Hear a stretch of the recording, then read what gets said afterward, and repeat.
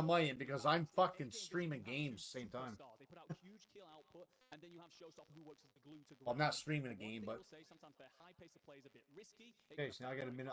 Placements, but if they can avoid that, and I do think things will be. So I got the Frost on my main fucking game. Oh shit, gonna mute. Nothing. Well, let's now talk about the elephant in the room. A trio that came together that looks No, so I don't. strong on paper, but struggled to even make it to this stage. Dream, of course, we're talking about FIFA Kill and Co. Yeah, right, and I gave them that shout like, oh my gosh, hopefully they can come and take it and secure the win, but with these guys, Jukies and Len, they did place 10th last year in that global final. They come in, they pick up FIFA Kill, and if you guys remember, FIFA Kill Online did take... Yep, it should be. So I got it going on the one monitor, I got my game on the other monitor, and then I got every application open on the other fucking monitor. And then my other monitor, I gotta log in right now. He's really improved as a player, a content overall. He's the glue for me to keep this team together because you guys know Juki's, he's really good winning Fresh once. Rumble Studio on that monitor. Both of them, that duality, a slower methodical player, Juki's can tend to get aggressive. I can read that on the other monitor. You know, there's going to be locking it down. You got to have Len in the mix. Look at him, Black. He's got that pink hair, too. We were talking about that weeks ago. He said, does it work? I said, sure it works, man. I mean, you're FIFA after all, dude. Now, he's ready to go. I love it. Actually, the gun skin matches his hair. He's got a little bit of a vibe there. Yeah, I mean, we're absolutely not going to miss him up there, right? A lot of heads, and we are going to know where that team is set all weekend. The one thing I will say about this team, Juki's FIFA, and yes, it's not been great. 19th in the upper bracket, then failed to get through. Had to scrape LCQs with that last game. Really tough to see. There we go. What I think is there's two things here that now I can read my treat stats. No pressure. Basically, pretty much everyone's talking about how they are going to basically be a team. Now I can actually exit a Rumble on this computer, my main one. But also, I'm talking about this a lot this year. They have not had a plan all year, and they finally do. I have talked to them this weekend. They say they finally have a plan, so let's see it in action. Well, you talk to them, and I think it's time for everybody to hear from them. Audio. We've got Gio on stage with an interview with Juki's. Let's hear what Juki's has to say. Perfect. Juki's, your team must be one of the most storied and most popular teams here today in Vegas. You had a hard time. Yeah, there you go. You had a hard time getting here. How does it feel to be in front of this whole crowd and finally having earned your place? I wasn't going to stream today. Starters to represent the UK, of course, with the lads, FIFA and Len. Yeah, we had a rough patch. We've been going for like the rough stage. Stuff. We're on land now. Families. Mill, so I know the boys are gonna pop off. So tell me a little bit about that, because you know, obviously, as you say, there are a couple rough patches. When we went into LCQ, you guys said that you'd sort of restructured a little bit.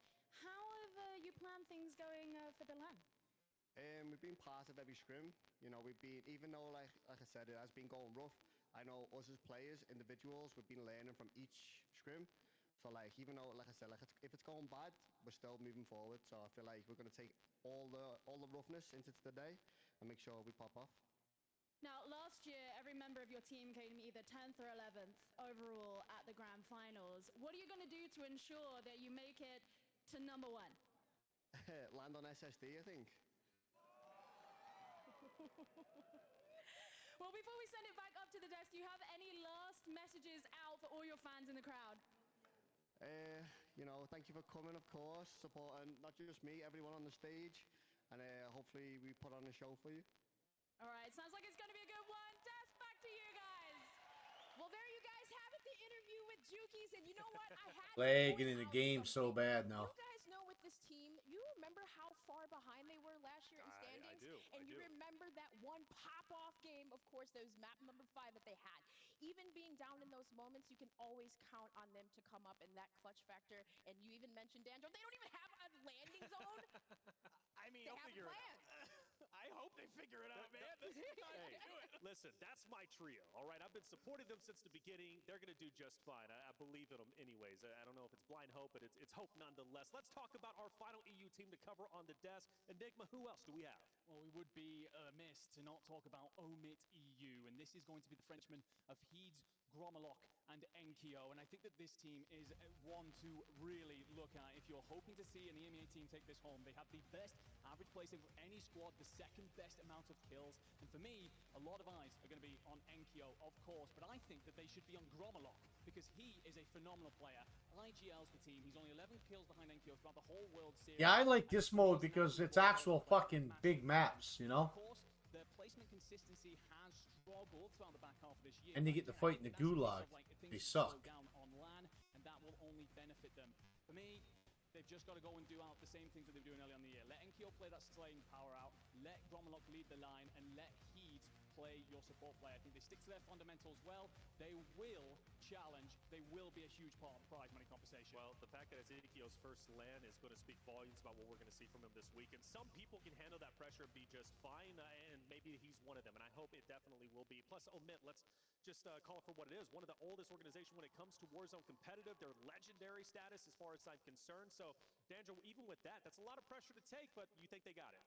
You know what? Listen, I hate hyping up EU teams because it makes me smile, but I love that they're here. Enkyo was one of those first European players that Omit did pick up, and we got to remember, Omit needs to not be left out, right? To not be remiss, and I do not think that they will be remiss from this leaderboard. I think they've been playing really, really well. They're going to be on land. Let's stop this. Just canonically, I watched Heeds literally Back go to my back base. to 1v3ing two different teams, SSD and Unrational Squad. Okay. Like not It's too long ago, lagging. and that was where I was like, okay, Show and the fucking... gross. Okay, maybe we need to actually worry about them better here. Yeah, and where's one quick point too about Enkyo, like last year he could make it. I think he just turned 18. The potential that I see in him could be potentially like the next Biffle. Biffle steps down, Enkyo steps up. So just a quick point, he is a Friar. This is his first time on land, but I think he's gonna have that. Hopefully, not get nervous, have that motivation on his side. Well, let's talk about another region. That's EU. Now let's move forward. Thank you for the follow. So much pride. Again, you even heard the crowd how loud they got when they saw the Latin American flag come out. They are looking. Hopefully you're having a blessed night. I know the lag right now. Teams who will be competing, and so many great names. And for you, Enigma, let's talk about one of them. Because I'm playing a game outside here. I'm going to go back to my base. Resolve, Panda, Volcom, they come out on top in the LATAM North qualifiers, and that is a very difficult region to get out of, ladies and gentlemen, with a very difficult format. You get one chance. Even though the audio's not big. not make it. It is that difficult. So they come out on top there, blow that competition away. Very impressive. But I want to point straight to that man in the middle, and that is Panda, ladies and gentlemen. Okay. My first ever land that I cast was in Amsterdam. It was a smaller event. He flew from Mexico to Amsterdam. The plane ticket was more than the prize money, but he wanted to prove that. But I appreciate the follow. He wins the whole tournament. So passion, bearing spades for this squad. Passion is what drives esports, right? So the fact that he had that passion, he was willing to go out there and invest more than he would earn. Hey, speaks volumes about what kind of competitor that he is. From CT Black, let's go to CT Red. Amir, Zdark, and Castillo. When I think of Amir, I just think of, first off, a wonderful human being. He's an incredible human being. He's got a massive fan base. He represents Latin American well. This should be good. That we come to an event and Amir is there, he's always coming up, giving us a hug. He's always got a big smile. And Should be he's just really a good. jovial person, but he's a fierce competitor. Make no mistake about it. That trio, I expect to go very, very far. So whether it's CT Red or CT Black, I think both of those teams are looking phenomenal. What team you going for, Coach? We've got an interview on stage very shortly with one of those very players. But for APAC and Latin America, let us know, Chad, who are you supporting from that very region? If you support that region, hey, get loud, not only in the stadium, but also in the chat, because they're going to need your energy all 2 days long. Hey, but let's go ahead and kick it over to the stage. We got Miles joining us, right? And he's got Amir. Let's hear what Amir has to say. Thank you very, very much, Reflections. I am joined by Amir. The crowd has loved you, man. I mean, it's been so exciting to have you here. How are you doing, man? How are you feeling? Yeah, I'm feeling great. I'm really excited. This is my second year here with the same team, actually. So let's get it going. I'm excited. Now, you one of the few teams that hasn't made a change. Why is that? I mean, we hear about roster moves all the time. I mean, at the end of the day, competition is not like my priority. I am more a content creator, so if I compete, it has to be with someone that I love, with a good friend, and they are my best friends. I love them. I love that so much. That's absolutely beautiful. Give it up for bromance, folks. Give it up for bromance.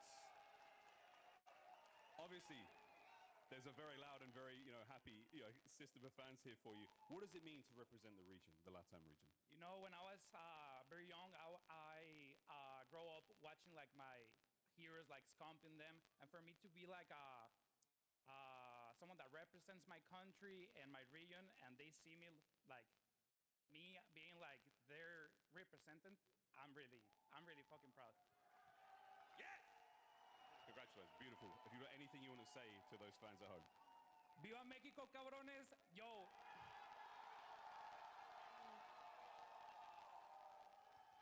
We need more spots to our region. We have a crazy fan base. We have crazy talent.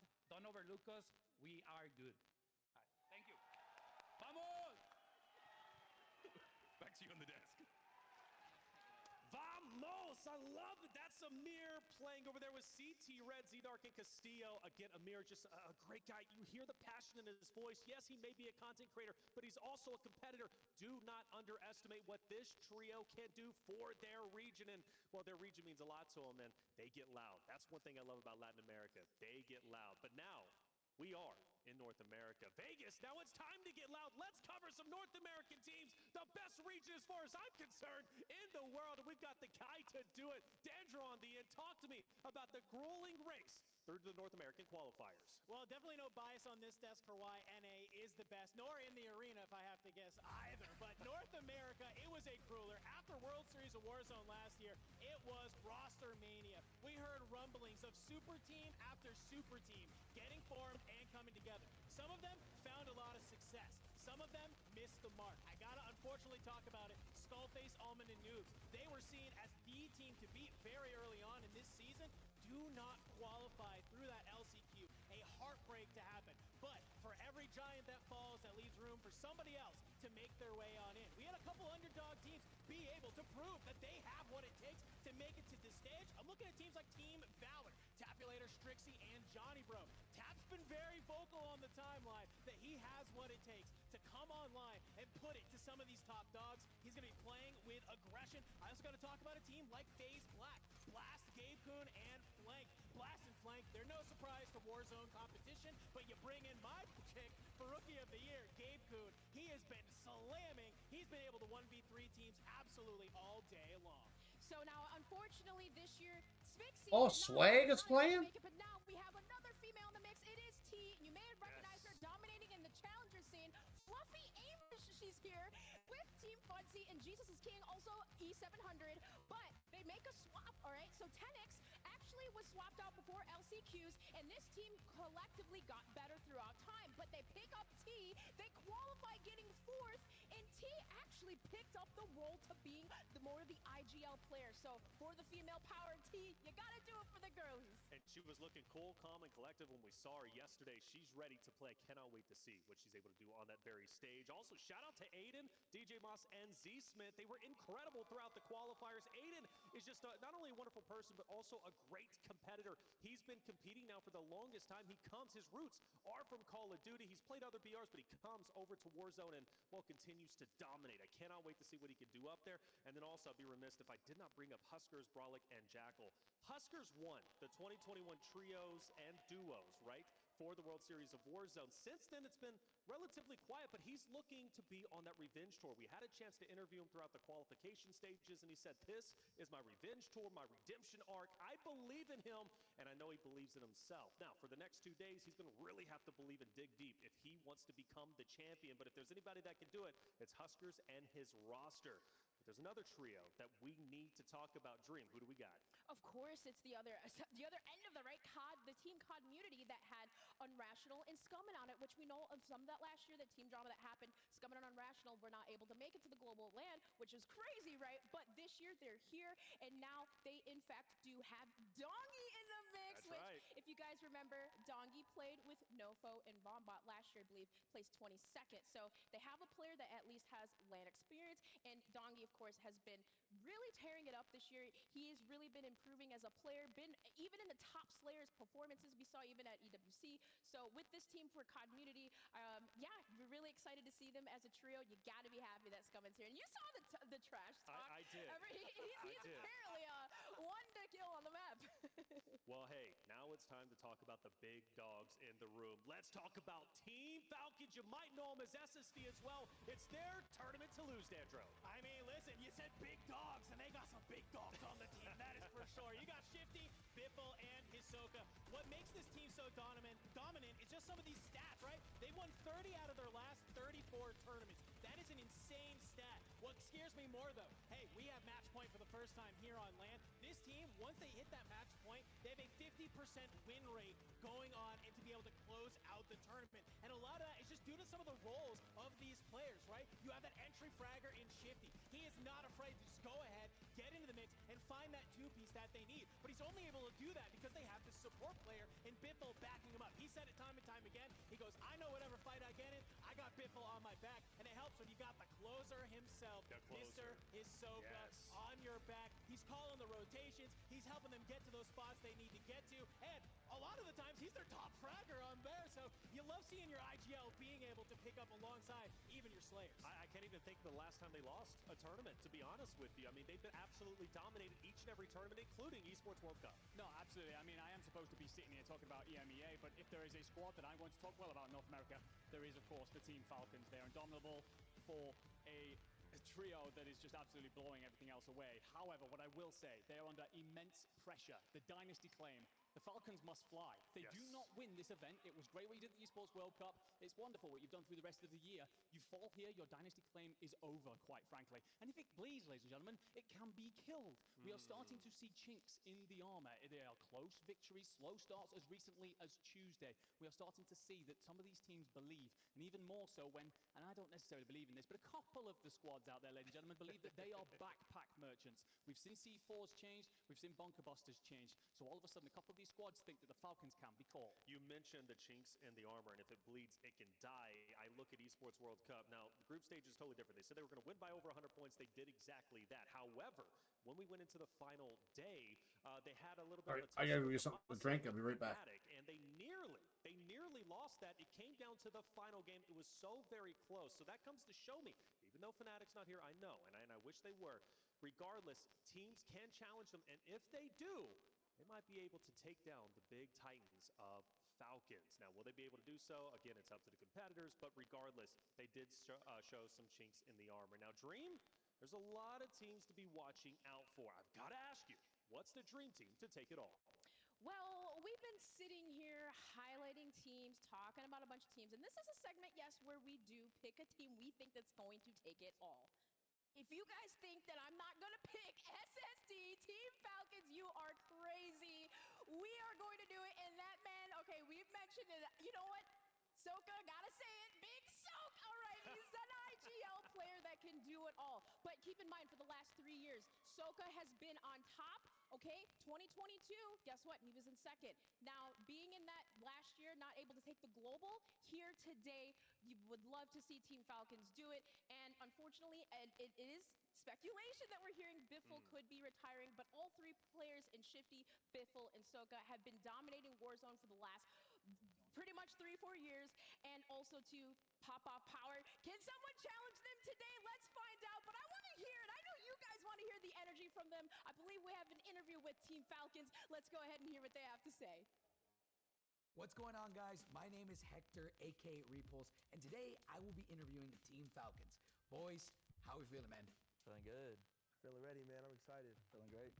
Talk to me, how did this team come together? How did this team form? Yeah, we were looking for an IGL, and I played with this guy since Verdansk, so we just made the call, told him about the Falcons, and he joined pretty easily. Okay. D, did you have any say in this, or was it all Shifty? I mean, it is definitely a team decision, so we needed an IGL that could get us that end game and close, so we thought Soka was the best decision for that. Makes me feel confident. My teammates believe in me. There's a lot of pressure, though, but, you know, pressure either makes people fold like paper, but from my point of view, it's pressure makes diamonds, baby. So let's shine. Okay. Big man over here. Okay, I like that. Feel me? All right, so let's get into some hard questions now, right? Who do you guys think is the most overrated team here? Overrated. Maybe overrated. Like Huskers and them? Huskers? Yeah, I mean, they had a really bad EWC performance. I gave them their flowers there, and then they just got dead last, so it's hard to put any stock into that team right now. I don't know if there's really any like highly rated teams right now. Or maybe, I guess, where the community thinks is a really good player team, but in reality, their team is horrible. I said player, specifically Breadman. Holy dude. That guy plays BR like it's like Blackout. Like there's no buybacks. Come on, dude. Yeah, I guess I'll agree with that. Who, in your guys' opinion, is the worst team here? I'm gonna have to say probably Reload and the boys. I don't know about those guys, man. Okay. They just they're onliners. They're like better I'm back. cheaters. So D, who do you think is getting dead last? I don't know, maybe like FIFA?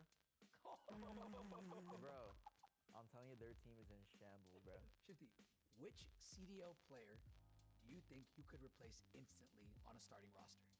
I'm off to go big, go home. Give me Pred. Pred? Give me champ. Give me champ. Oh, this is going on Twitter. Okay. All right. So now I'm going to switch the tables on you, right? Which CDL player do you think could come and join your roster and instant click with y'all? Like replace one of us? Yeah. You can't. None of them. None of them? None of them. Not a single CDL player could come and join you guys. Give the best one. They're not touching us. Not even close. They could not replicate what these two can do, nor what I can do. Well, that kind of concludes our interview today. Some great questions, some great answers. I'm not going to lie. I was shocked by a couple of them, but I'm curious to see what the people at home and in the stadium think. But appreciate you guys joining us, man, and looking forward to seeing you guys compete this weekend. Sir, ready. thank you. Ready. Well, there you guys have it, the interview with the Team Falcons. And I got to say, hanging out with those guys, you feel so much more confident. Like, they're insanely confident. But the question here today, can they secure that dynasty legacy? You think about that pressure, but they seem like they have none of it, you guys. Well, you know, the thing is, there was a lot of shots fired, by the way, during that interview. Rest in peace, FIFA, apparently, and Bradman. They went absolutely in, and it wouldn't be a Repulse interview or show without them mentioning Warzone versus CDL pros. I'm not going to open that can of worms, okay? I will not, because it just doesn't end. The chat, you guys can get started if you want. You do what you want to do at all times. Hell yeah. We'll start, though, is EU versus NA versus our global finalist. All right, so let's get it started. It's actually a fun debate, and I hope it gets a little bit spicy because we're not on your home turf. Enigma, let's start with you. I appreciate you, gentlemen, as always. One of the reasons, of course, why I've got to talk about why the EMEA region look better this year and can do better than we did in London is we have so much more depth than we did. I think last time we were looking at one or two rosters to maybe make things happen. This time we're talking about OMIT EU, V8, Team Louis CM, Team Prodigy, so many different squads. That's before we start talking about the Middle Eastern representatives. I truly believe that we have several teams here that can put on in Vegas, make things happen. The second one is, I'm looking a little bit through the North American squads, and it's a bit embarrassing, ladies and gentlemen. Embarrassing. The North America on top conversation, outside of the Falcons, you're nowhere. Your mid-table teams are going onto the timeline talking about how NA are on top. Show a little bit of pride. That's Play crazy. for more than just a participation trophy of talking about your region. Make things happen here on land. You're a player, not a fan. They're running your pockets at the end of the day. Turn up in Vegas. That's a spicy take, Dandro. I mean, it is, but to quote one of my favorite players, Braxton, EU sucks, okay? NA on top, baby. They've been top of the leaderboard for a while. Listen, last year I got booed by 3,000 Europeans, Yes, you okay? Now I am here. Las Vegas is my home. I love this, and now we are on top. I love that a lot of our players, they are coming. Did people actually boo me? Yeah, they did. It was few, but there was some out there. Well, it's part of the aura now. It's okay. Oh, It's damn. Either way, the point is that NA has been so dominant. I truly believe that. And let's just remember that we recently had a tournament where a lot of NA players came over onto that EU ping and still choke slammed you, my guy. So I don't know what you're talking about. The thing is that I do believe that at the very top, NA are going to be, of course, very difficult to move when you talk about the Falcons. I do think that the average at the end of this tournament is going to be better in EMEA, but also, you talk about that whole ping thing. We did a tournament recently on European ping, and the European team came out on top. So we're on land now. That ping conversation's over, baby. All right, Dream. Yeah, and I have to say, I will take that side because you guys know I like to mediate a little bit. You know, I have to look at both sides, but I'm gonna take Enigmas on this one. Really? Because you have to look at that Team Falcons MENA team, right? Crims isn't here, but they were here last year, okay? No experience, and now they've progressively gotten better. So for that region, for like some of the Middle Eastern regions that don't have the, you know, the ping, the practice, the experience, they're getting that, and for teams like that, they just keep getting better. So NA, yeah, okay, maybe dominant, but you've had all the cards in your favor, in our favor. Well, that is true. I cannot believe, actually, it's a 2-1 on Dan. Can I get some help? I'm gonna help you out. We got the best team in the world, represented the Falcons, and it's, of course, a North American team. I don't want to hear any arguments. We've been through that already. Falcons is the best, without question, although much love to the EU fans out there. Latin America, though, again, I love them. I really do. And the fact that you do have the men of Falcons, and I like that they are representing the Falcons this time around. So you've got Falcons with SSD, you got men of Falcons as well, Well, with Zix and Hamoud. that is true. Zix and Hamoud are very talented players, and I hyped them up during the Esports World Cup. I'm going to hype them up here during the Global Finals. They now have LAN experience, and they're looking to go all the way. They're passionate people. They're passionate players. I know it means a lot for them to be on this very stage. So last year, I do remember us kind of being very North American, EU heavy, but let's not forget our global finalists made some big impacts, made some big waves, and had some great finishes. So you cannot count them out. Now, chat, let us know, who do you support, right? Is it EU? Is it NA? Is it the global finalists? What kind of side are you on? Amir did give a great argument for Latin America. That got me pumped up too, and the heart was going, but it's going to be a good time, whatever region that you do support. And Dandro, there's been a lot of changes going into Warzone Competitive. And actually, Warzone Competitive might be new to maybe some of the viewers out there. Why don't you go ahead and give them your Dandro's Deep Dive? Hey, well, thank you so much, Taylor. Of course, you might be tuning into competitive Warzone for the first time, so I thought it'd be great to just do a level set of what you're going to be seeing a lot of our competitors use here today. Maybe get an idea to drop your PR in those pubs. Let's kick it off with that AR. It is, of course, the Season 4 edition in the STG. This thing hits like a truck. It has fantastic controllable recoil, and it just allows players to really kind of get into that 3-2-1 meta. Right? Over on this side of the pond, No, go back.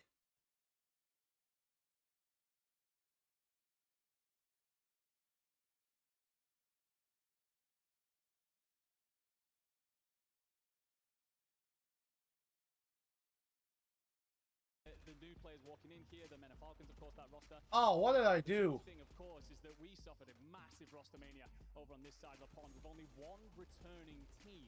And that is going to be that of Boogs, Stukex, and Benzi, and they weren't even together until we got to the Esports World Cup. They used Benzi as a coach. We were currently playing with Liam, and then made that change after that to find some increased chemistry for LCQ. So we nearly came in with a whole brand new slate here, and just about bringing that one team. So it's been a wild year in the EMEA, and we're looking to take it up a step here in Vegas. When I think about combining regions, I think about the other competitors. How they got when they saw the Latin American flag come. 80% win rate going on, and to be able to actually, it's a 2-1 on damage. Can I get some help? I'm gonna do remember us kind of being through that already. Falcons is the best without question, although much love to the EU fans out there. Latin America, though, again, I love them. I really do. And the fact that you do have the men of Falcons, and I like that they are representing the Falcons this time around. So you've got Falcons with SSD, you got men of Falcons as well coming in with Zix and Hamoud. Zix and Hamoud are very talented players, and I hyped them up during the Esports World Cup. I'm going to hype them up here during the Global Finals. They now have I lost the loadout. And they're looking to go all the way. They're passionate people. They're passionate players. I know it means a lot for them to be on this very stage. So last year, I do remember us kind of being very North American, EU heavy, but let's not forget our global finalists made some big impacts, made some big waves, and had some great finishes. So you cannot count them out. Now, chat, let us know, who do you support, right? Is it EU? Is it NA? Is it the global finalists? What kind of side are you on? Amir did give a great argument for Latin America. That got me pumped up too, and the heart was going, but it's going to be find you. But the thing that I love Here about it is. it is that you There's the loadout, boys. Here's the loadout.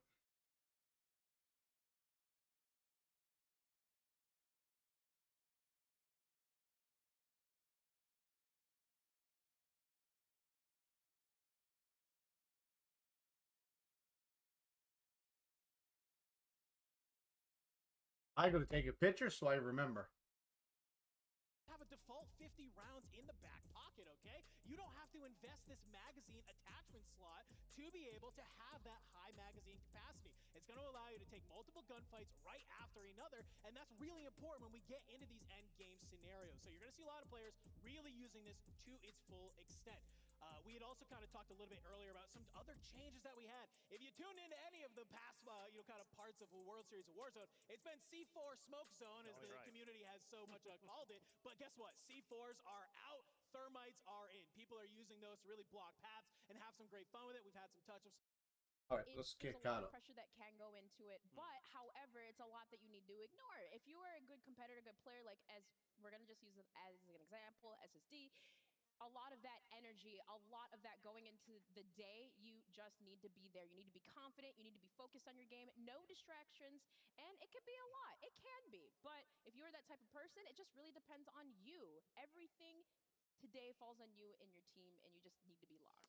Some of the teams that qualified, again, we didn't know too much about. They win, and they were pulling up big numbers. We're talking 40, 50-plus points, right? Enigma, when I saw them playing as well as they were, and even bringing them in for the interview, the confidence that they had, they were like, dude, this is our stage. We've been playing for the longest time. We've just been waiting for our opportunity. Right now that they're here, I think Baba Huff is one of them, and several others who are genuinely looking to make a name for themselves on the biggest stage. They've got to take that moment. They've got to own it. Do you think there's a big difference between the veterans and the newcomers on the stage? I think 100%. Hell yeah. I think that Big difference. with FIFA Kill Lennon and Jukies, they finally found out that it's not about just turning up and shooting your gun anymore. This is kind of like when we were all kids and we were in school and your mom told you you were very clever, and then you finally get to university or maybe college or whatever, and suddenly you realize you're actually a bit average. You need to put in some work, and I think that's what this is now. As we've evolved, as the space has grown, and it's been wonderful to be a part of seeing that throughout this last year. But you've got a lot of these players now that suddenly think, well, hang on a second, I've got to start to assess my VOD. I've got to have a plan coming into this, and not just 1, 2, or 3 some of these teams are bringing. That's how this has got to work out. So I think as we start to rise on through the new guard, one of the things as well with the old guard, of course, the only previous dynasty, the only one we've ever had in this space, Tommy, Almond, Noobs, technically none of them qualified for this. Tommy will be a coach for Team Community. Almond and Noobs are in as subs, but this truly is a shifting.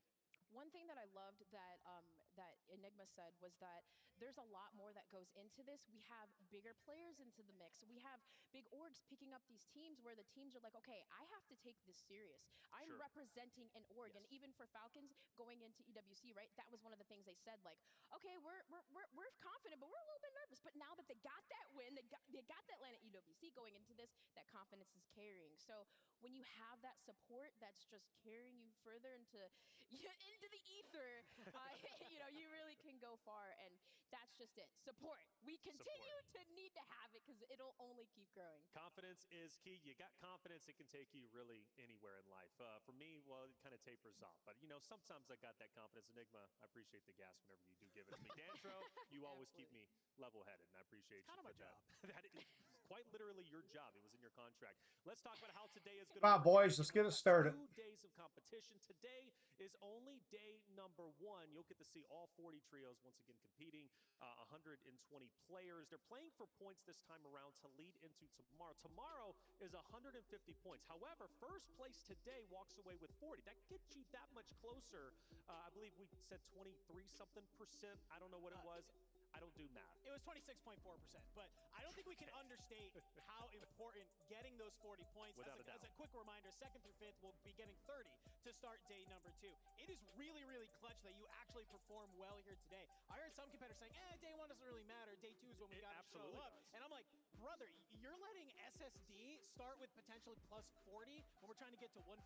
Yeah. Insane that we kind of even chalked that. Some people were, I think, repulsed them during their pulse check, during their podcast, which, by the way, love. Been listening to that every time I take a shower. I think to myself, they're like, dude, this could be ended in, it wasn't a weird statement, just roll by. I think to myself, like, they were like, dude, this could end in 3 games. 3 games, maybe 4. I'm thinking we go 8. I'm hoping we get 12, maybe even 20. Well, 20 would be a lot, but I hope we at least get 8, and there's a good reason for that. Me and Gozer, we're talking about that. But 3 games would be absolutely nothing. You're right. It could be a death sentence to give SSD, Team Falcons, right, that 40-point lead going into the next day. But enough about the trios. Let's talk about the solos, because Solo YOLO is back. $50,000 going to the winner in each and every year Solo YOLO has been around. Well, it has not disappointed. Dream, there it is. Scump winning the 50,000? Kind of started the whole CDL Warzone debate. That's insane. Talk to me about Solo YOLO and what it's like. That was going to say, that was a blast from the past. That's insane. insane. That was insane how much that had happened there, but Solo YOLO severely intense, and we saw back in the day, both regions were playing collectively online, so this is actually Chow taking it for the European region, and oh my gosh. With the riot shield. Yeah, right. We saw a lot of riot shields and people ducking in corners, but it's literally stay alive, last one standing wins, $50,000 here today. I think as an EMEA fan, this is something I'm extremely excited for this year. Yeah, we can see about Chow there, but also FIFA Kill flew over to North America, won it over there, and there's been 2 Solo YOLOs in Urzikstan. Juki's won one very recently there, as well as Enkyo picking up one early on in the year. So personally, I'm really looking forward to this event. I am as well. It's always so fun to see the teams break apart, and last year was just absolutely nutty, watching Skullface win in the way that he did. I believe in that gulag, that famous gulag. I get Shifty? Was Sage. Or Sage. Yeah, Sage giving the gulag to Skullface, saying, no, listen, I just won the whole event. I'm giving it to my boy. Skull gets back on in and goes on an absolute run of just big brain thinking to clutch it on up. But we got to talk about, too, remember who came in second and third in that? Soka and Breadman, who are here today as well. So I'm looking towards something. This was insane. Part of Warzone history, dude, just being able to play up there, baits both of them on in. It was just insane. I love that we have all these players competing today. It is just one of my favorite things of the World Series of Warzone. Without a doubt. Now, I love Redman, but it was sweet justice to see the Riot Shield lose that 1v1. First place, 50 grand. I actually love that we just did zeros for everybody else, just in case you didn't realize only first place gets $50,000. So if you're second, you're the first loser out there. I'd much rather just be the first one out at that point in time to be that close. No, 50,000. That's a lot of money. We're in the right place actually to earn that money. Put it all on red. That's my strategy out there. Solo YOLO's back. Can't wait to see how that's going to go. Dandra, I actually hope that we bring in the wheel again, right? To kind of see, because that's how we predicted. I'm like really hoping for that because last year we spun it and I got DJ Moss and I was hyping up my boy. And I was like, yeah, and I want to get it again. DJ, his whole family's here. Huge shout out to Maddie and his family for coming in from Ohio. Love that they are here. DJ is one of my boy. And I think he can also pull out the Solo YOLO. That guy, he's a little bit of a nerd. He's like, he's real cool, calm, collected, but he's like, yeah, I know the spots. I know the tricks. Don't worry. I got it. And I think he's going to really perform well. The wheel was very fun. Production. It was. Please bring the wheel back. I hope we do. I hope we do. I hope we do. Or at least Pulse Check, they can maybe implement that in their own products. You know, when I think about families, though, you mentioned DJ Moss. We had a chance to actually talk to him yesterday when we were leaving the arena, and he's like, yeah, my whole family's coming. And I said, that's a beautiful thing. Yeah. That's a beautiful thing. Because, you know, we talk about esports, and it's passion-based, and it really is, but it can be tough to do, right? So that family support takes you quite a long way. It's nice to have family there to support what you do. Definitely is. Son, maybe their daughter, right? So you never know who's going to be out there in the chat. T, right? Shout out to her. It's going to be a good time. It really is, and I know everybody's. But it could also bring stress to the players too. They have the biggest chip on their shoulder. They look like to be the most dominant team. FIFA, he was catching strays during the interviews. The question is, could he, along with obviously Jukies and Lennon, come out on top? That's a big question because there's some big names. Last year wasn't the best either. But there's a lot of questions. I'm wondering how it's all going to unfold. For Miles, though, he's out there on the stage. We've got Seppa. Let's hear what Seppa has to say. Oh, good day, mates. How we doing? Very excited, though. Good day, mates. This is in Vegas, right? Mate, last time I saw you, gosh, can't remember now, but you've been out to the US so often recently. How you been? Pretty good, yeah. We just finished a 3-week boot camp. So, yeah, we're feeling really prepared and keen.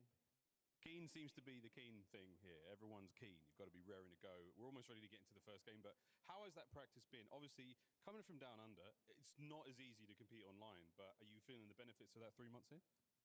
Yeah, of course. I mean, the competition back home is not as strong as it is over here, so that's why we had to move here. But yeah, we've improved a lot as a team. We've got some pretty solid placements. And yeah, now we just need to translate it to LAN. You guys have had solid performances throughout the year. Is there any teams here that you've kind of got any beef with, or anyone you're worried about, or you really want to put them down? No, the team that we have beef with didn't even qualify, so yeah. Fair, mate, that's fair. Anything you want to say to the fans back home watching from Australia? Appreciate all the Aussies supporting us. It means the world. And yeah, we hear you all. Loud and clear, mate. Thank you so much. Good luck. We'll see you in the game. Desk, it is back to you. Thank you very much there. Miles Zappa looking to go big. Australia, man. You know, it's interesting going all the way back to when I started in 2012 and thinking about Australia, Mind Freak, and those, you know, kind of competitors and the ping difference. And you got players like Chrissy, for example, who was competing last year during the qualifiers. She moved over from Australia, I believe, to Canada, if I'm not mistaken, to play. She actually almost made it to the global stage. Signal Queen, as far as I'm concerned, back in the day, right? But love to see Zappa out there representing. Yeah, absolutely. I think one of the things with this Na'Vi squad that was very impressive at the Esports World Cup was their positioning. They unfortunately fall a little bit short, but I think that with these Australians, we talk about the ping difference and such that they have to deal with online. On LAN, they have a really solid fundamental play about them. They put themselves in the right spot very often, sometimes struggle to see that out, but it does mean that they're getting themselves into that higher multiplier, and they're never shy of taking gunfights. They're picking up kills along the way. So I am actually very excited to see that squad do something. I know you're going to try and say that they're one of the NA teams, but I can share a little bit of love with them because they're part of the Commonwealth. Yeah, and wasn't Zeppa 2 last year the only player, I believe, from that region to qualify for both champs on the multiplayer side and for World Series of Warzone? That's So huge. for these guys, I mean, yeah, you'd love to see that. But the resilience from that player, from Zeppa, that's amazing. Resiliency is key, right? And we see these players consistently be resilient on stage, taking a tough loss, snapping back right to the next game. And game number one. Is game number one about to get started? Hey, let's get loud in the arena. Game number one is about to get started. 2024 World Series of Warzone Global Finals is about to be underway. I could not be more excited. All these teams are raring to go, and so am I. So Yes, let's further go. ado, Let's go. Head over to our casters, Spider, Tiff, and Goj. Wow, thank you so much, Des. Hey, good afternoon, Vegas. It's great to be here. I'm Goj. This is Tiff, and Tiff, I'm just excited to get into the game. We're here, finally. It's time, and the first game's about to drop. Yeah, it really is, and I couldn't be more excited to see all of the players that are just here in LAN, in person, the rivalries that have developed, and who knows what we're going to see. Some are calling it potentially a last dance effort out of a dynasty, and well, you better cement it first. Yeah, the Des talked about it ad nauseum, and I think it's worth mentioning again. The Falcons are the team to beat right now, but this is still day one, so this is really setting the tone for what we're going to be seeing for the rest of the competition. Folks, if you've ever watched a Call of Duty broadcast I've been a part of, I always use this term, the litmus test. Let me burn it now, the litmus test. This is the time to see what the lobby will play like. As we're getting into our first drop here, every team will play different on LAN. Every team will play a little bit more aggressive or a little bit slower. So this very first map, everybody gets to decide what type of player they are and what type of team they are. Oh, and I can just feel all of the energy just kind of roaring up as we're getting to look at Urzikstan. Like you said, it is just day one. What is at stake here? Those advanced starting points moving into tomorrow for that Call of Duty Warzone match point. 150, but let's say you come out on top today. Those 40 points are beyond such a good game and can be such a boon to teams that may have struggled over the past couple of months to get to that threshold. It's such a good shout. I mean, today is so incredibly important, and I think when we think about this game, we are dropping into it. Now's the time to set the tone. Everything you have on the line, folks. It is time for our very first drop of the day.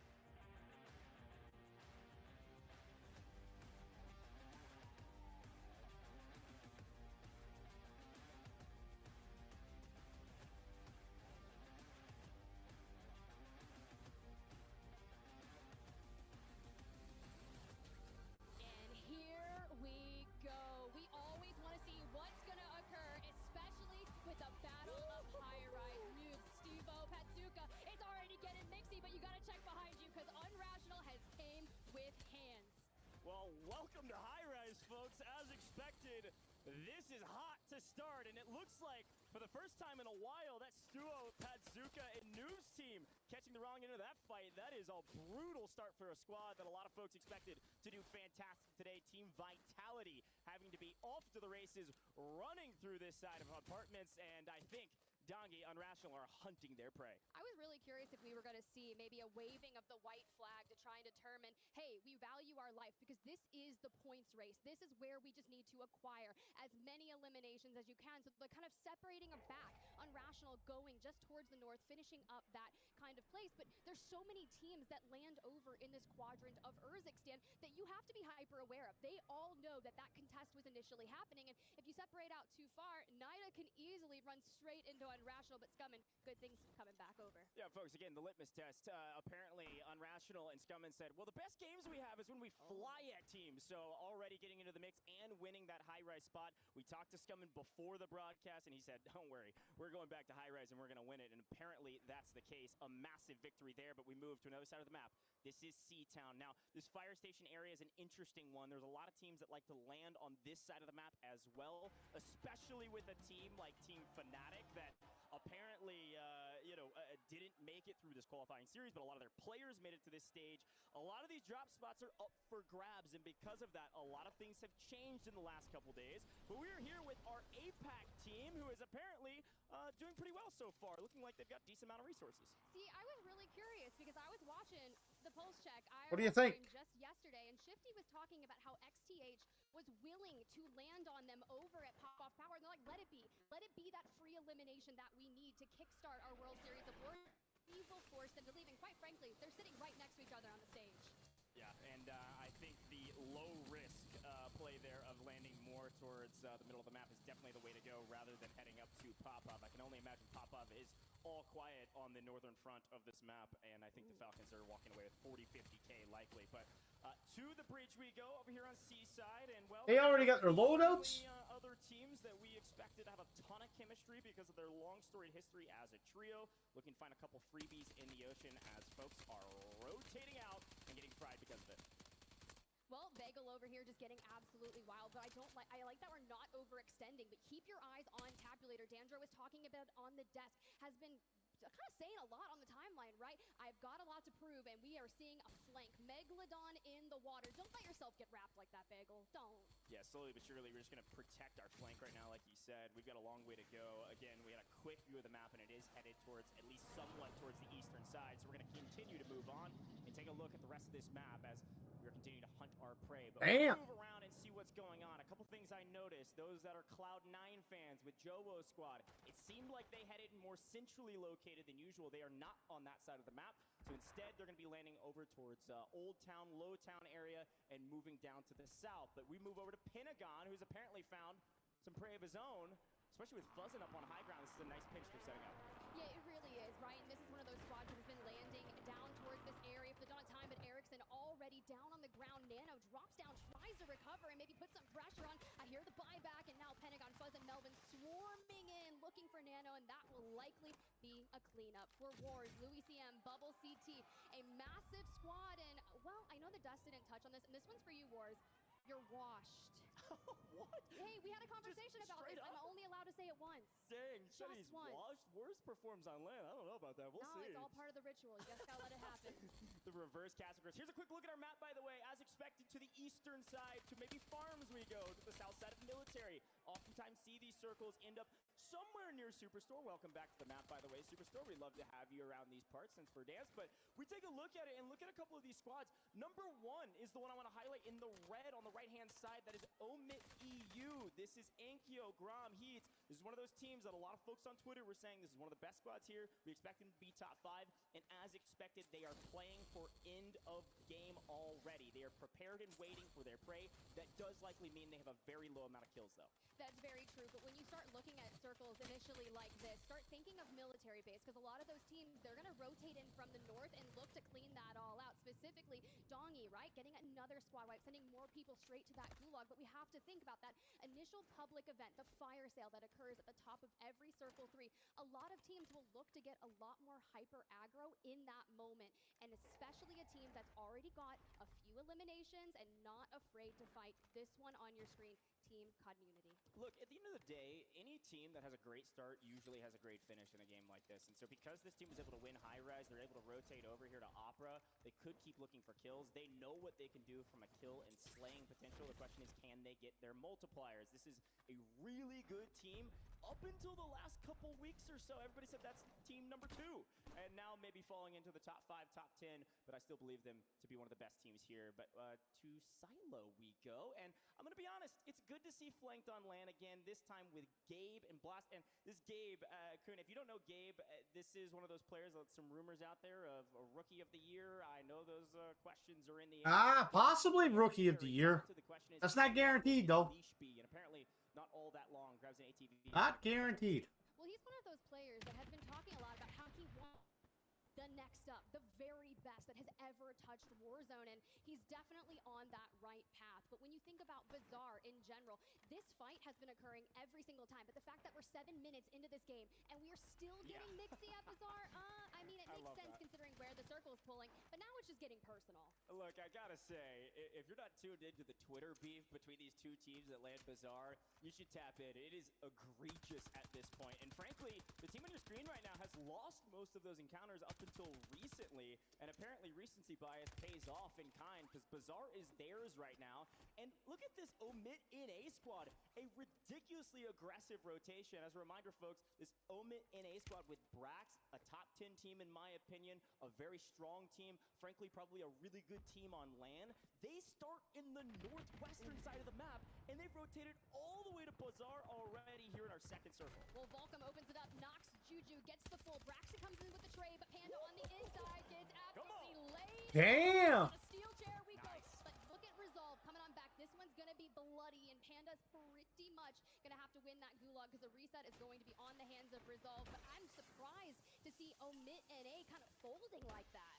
Yeah, they had a great setup, and I think they just got a hair too over-aggressive. Didn't have the third there to play trades. Resolve's able to get to the buy station, get his teammates right back into the mix. Brax and his team. Damn, that was a good play. That was a very good play. And then again, this fight will continue. And well, look at the kill feed. Brax does not win, which means now they are player down, and it's just youngsters. That's insane. First time for World Series of Warzone, but a long storied player. I'm excited to watch youngsters all day today. But to the Falcons we go, because the question is, where are they? How much money do they have? And how many kills have they found in pop-off? And right now, they're continuing to ward off any aggressive moves. Do you know how many times I've watched the Falcons? And again, Kurt, thank you for the follow. Much appreciated over on Twitch.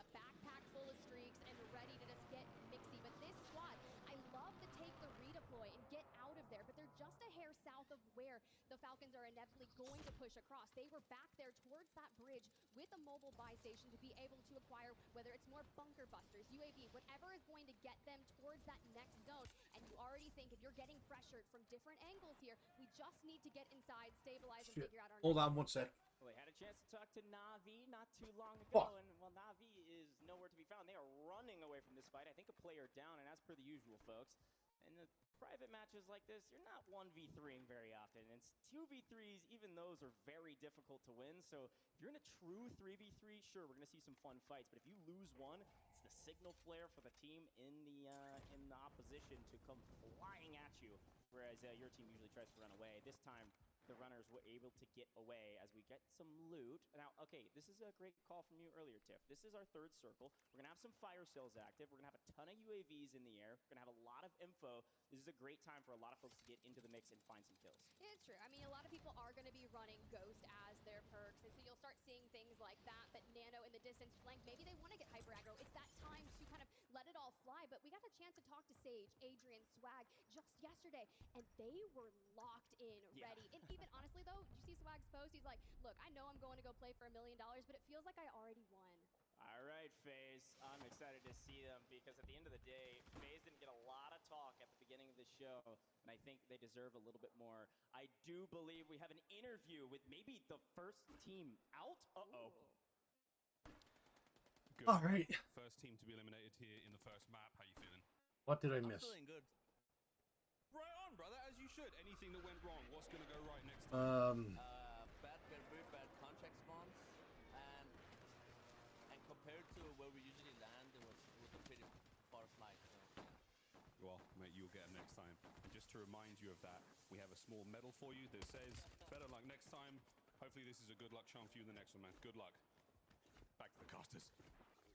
Wow, that is brutal, Miles. All right, better luck next time. I will give them some credit, though. Team North, first team out. However, they were top 10 every game besides game 1 in the regional finals. So maybe they're just going to repeat history and get top 10. Here's a quick look at our next circle, folks. We're going to see this close in. Now, again, with this circle, all eyes on Team 1 in the red. That is Omit EU, Tiff, and they are just waiting for anybody to come their way. They really are, but keep your eyes on that 5. The Falcons right there as well. They're kind of starting that. Now, their matter of plan is to make sure that they clear out one side of... Alrighty.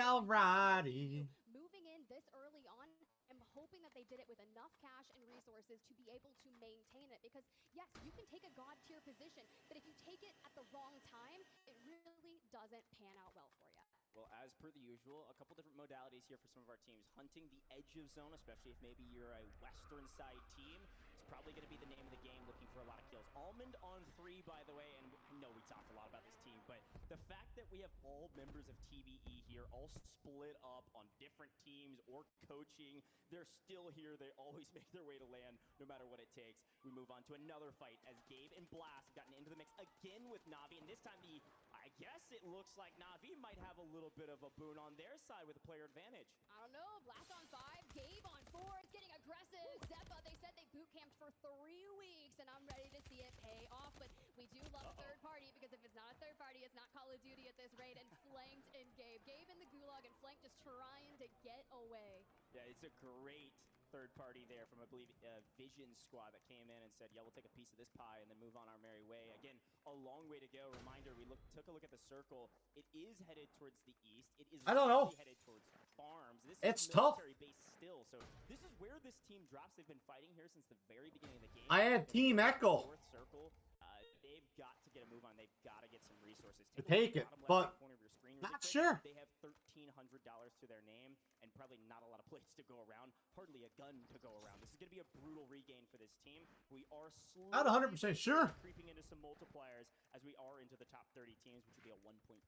Yeah, and that's going to be very vital here. You want to make your kills do all the work for you. A lot of teams will hit that average of 1.6, 1.8, but a top 5 will be incredibly vital. And if you look, we do already have some teams that are starting to make that work. We didn't really even get to talk too much about Team Echo because we haven't seen them just yet on the screen. And I would love to check in with them, right? Look, I've played tournaments with Echo. Dandro and I both have, and we've really found success. And honestly, if I say that he found success, he definitely carried me, and I can imagine he's going to do crazy stuff here. Let's take a look at the Falcons. They found a nest up here at Academy. This is a fun spot for them. I watched them win a tournament here once they already got to match point. So let's see what Ahsoka can do. Not a crazy amount of eliminations yet. You got to remember, though, of this team, all 3 can be Slayers, just given whatever game they end up playing. I think it was Biffle who is easily the lowest amount of kills during regional finals, but in recent tourneys, Biffle's been turning on the heat. So we'll see what they do. It looks like they've got about 9 or so across the board with a multiplier coming through. So about to find some double digits here shortly, but smartly not giving away a very strong position, holding several teams rotating in. Well, hear me out. Shifty in a bush, just peeking. I want to listen in with them. Let's hear what the Falcons have to say. You break it? No, I popped the tire, though. Pop another one. I mean, that should be low shit. Gotta take the balloon. He's about back. Kid on the street, too. Kid on the street. Oh, left. They're fighting. Zip. It's like kids, bro. I'm looking right window. You see that zip? 50? Kid right here. In these bushes. Second set. On his ball? Got that low left. Yo, low left. Swing. Watching. Got it right at us. Absolutely, he's behind something. They already swung the low. Look your right. I haven't looked right yet, D. Over here. We're smoking up on the right over here. Yeah, they're in the little divot. They're in the close divot. Try one way to the backside. What about our left? What's our left looking like? We should swing the hill, no? Left, yeah. We can even take the balloon. Nah, let's run. Got clear, it's out there. Sorry for that team that was on our left. Be up here. There's a kid up here. You can take the car. You got to reprint. Well, a peek behind the curtain of one of the greatest teams to grace Warzone. We'll see if they can be the greatest after this one. They need to get a first-round win to set the tone for this tournament. Some great IGL calls. They pick up double digits, and they move on their merry way. And again, somehow, I'm going to quote Dandro here, for free, there's nobody looking at this side of the map because, well, there's the out-of-bounds line. They are headed to the very edge of this map and find the wildcard team in transition. A couple knocks from distance going to open up this playing field for them even more to run down. This looks like we're storming some sort of like Greek mythology. Smart play, though. That's a very smart play. Run down a hill with nobody in sight. No, they're just frolicking around. You wouldn't think they'd be at the edge. Their world, we're just not bad. That's just what they do. They clear out an entire side, but really not bad. Seen this before, as we do see Team Aiden full squad wipe down to 17 kills, and honestly, that one on the overall standings, their first place, is running into some issues as also. Okay, and again, as expected, we have headed to the far eastern side of this map, as far as we can go, and then some, right? And so if you know the Falcons, you know they want to find the win condition, and that means the win condition is the out-of-bounds line. They are playing for this around Team Rocket, Team Clapper. They are right around the corner. They need this full wipe ASAP so they don't have anyone breathing down their necks, and they can set up for what's coming. There's a lot of teams headed their way soon in the next couple circles. My man is like absolutely dancing around right now, and if you're going to be finessing this side of things, how? Oh, no. Like, I mean, we are just trying to solidify and find all of the people, whether it's the thermites. This is where, if you get like a one-sided smoke on these wow, you are just losing full. Yeah, Rocket finally gets cut down, but it actually goes inside of J-Tech and B-Mark. And now the Falcons lie in wait, and they know, hey, we're not technically... I don't like that jumping So we head over to another play, but wildcard team who's hey, if you can do it, do it. better of a game. Wait, I gotta This look is at it. Such a fun conversation because last year, I'm gonna put it frankly, our wildcard teams, they didn't perform If on you land. can do it, This do it. squad, though, is one of those teams that a lot of people expected to do well in regional finals. They get bumped to LCQ, they struggle, they win the wildcard game, they go, well, we gotta get in the lab, gentlemen. And finally, the last week or so, everything has started to click. They get a top 5 position in a recent tune-up tourney, and they're looking really strong right now. Take a look at the top middle of our screen. We blink, and we only have 10 squads left, folks. We are into a big multiplier here. 1.6 is kind of the minimum that you want. You got a decent amount of kills. This is a great game for this Nick Cool Colony 2K squad. It really is, but unfortunately, you've got to get through this rotation, and when you're looking down the barrels at so many squads, even that Omid EU, yes, I was talking about that position they were in, but when they lose on that and they have to hit a rotation, investing a mortar to try and cause a bit of chaos to allow them to get on in, but keep an eye, Colony 2K, it's firing season. He's isn't going to be able to get in on this. Omid EU lying in wait, maybe waited too long. Wait, with some help. Finds a way in, barely, and a teammate's still alive. Omid EU is still in this thing, and they are about to secure a 1.8 multiplier. This is a key moment for all of our teams right now. 6 squads remaining. Everybody wants the 1.8. This is massive. He's get cut down. We've got Enkyo down below. We've made it to top 5. 1.8 multiplier is in play. Omid NA down. Enkyo on the ground. Finished. Wow. Soka. The Falcons, they wanted to come in and cement that dynasty by opening things up with a solid performance here in match number 1, and they own all of the space on the map. FIFA kill over there in the distance, but this big fight here between JTech, B-Mark, Slide, this will determine it all. The final 3, but JTech, he drops Soka. Shifty, you better answer back for that one. You know what Slide, B-Mark, and JTech's name is? Revenge Tour, and they're on it. Shifty is in his bag, and he's finding some success in it. FIFA comes in, plays the third party perfectly to pick up a couple kills in rotation. FIFA's still a solo, so we've got a 1v1, v2. The Revenge Tour has the chance to win it all here. The question is, will the third party be the difference maker? We just have to wait and see. And you remember that interview with the Falcons? I think FIFA would be like, and I took that personally, but B-Mark still gonna catch it from the back, and we have a 2v1. We just gotta locate Shifty. Slide goes too aggro, but comes in. Damn. Wow. Holy fuck. Damn. Cheering our name, and we are here to prove ourselves on land by winning the first map of the day. Sometimes when you know that you have nothing to lose and everything to gain, because leading up to the World Series of Warzone, everyone talks about the Falcons. Even the desk was saying it. Damn. Sometimes even gods can bleed. Like they said, chinks in the armor. But a 1.8 is still a crazy start considering how many eliminations they probably walked away with. But a 2x, even better. You got to remember about this team, too. They land like the very top left portion of the map. They had a crazy rotation, and because of it, they set themselves up with success by rotating early. That's what gave them this win. They got there when they needed it most, and then they won the 2v1.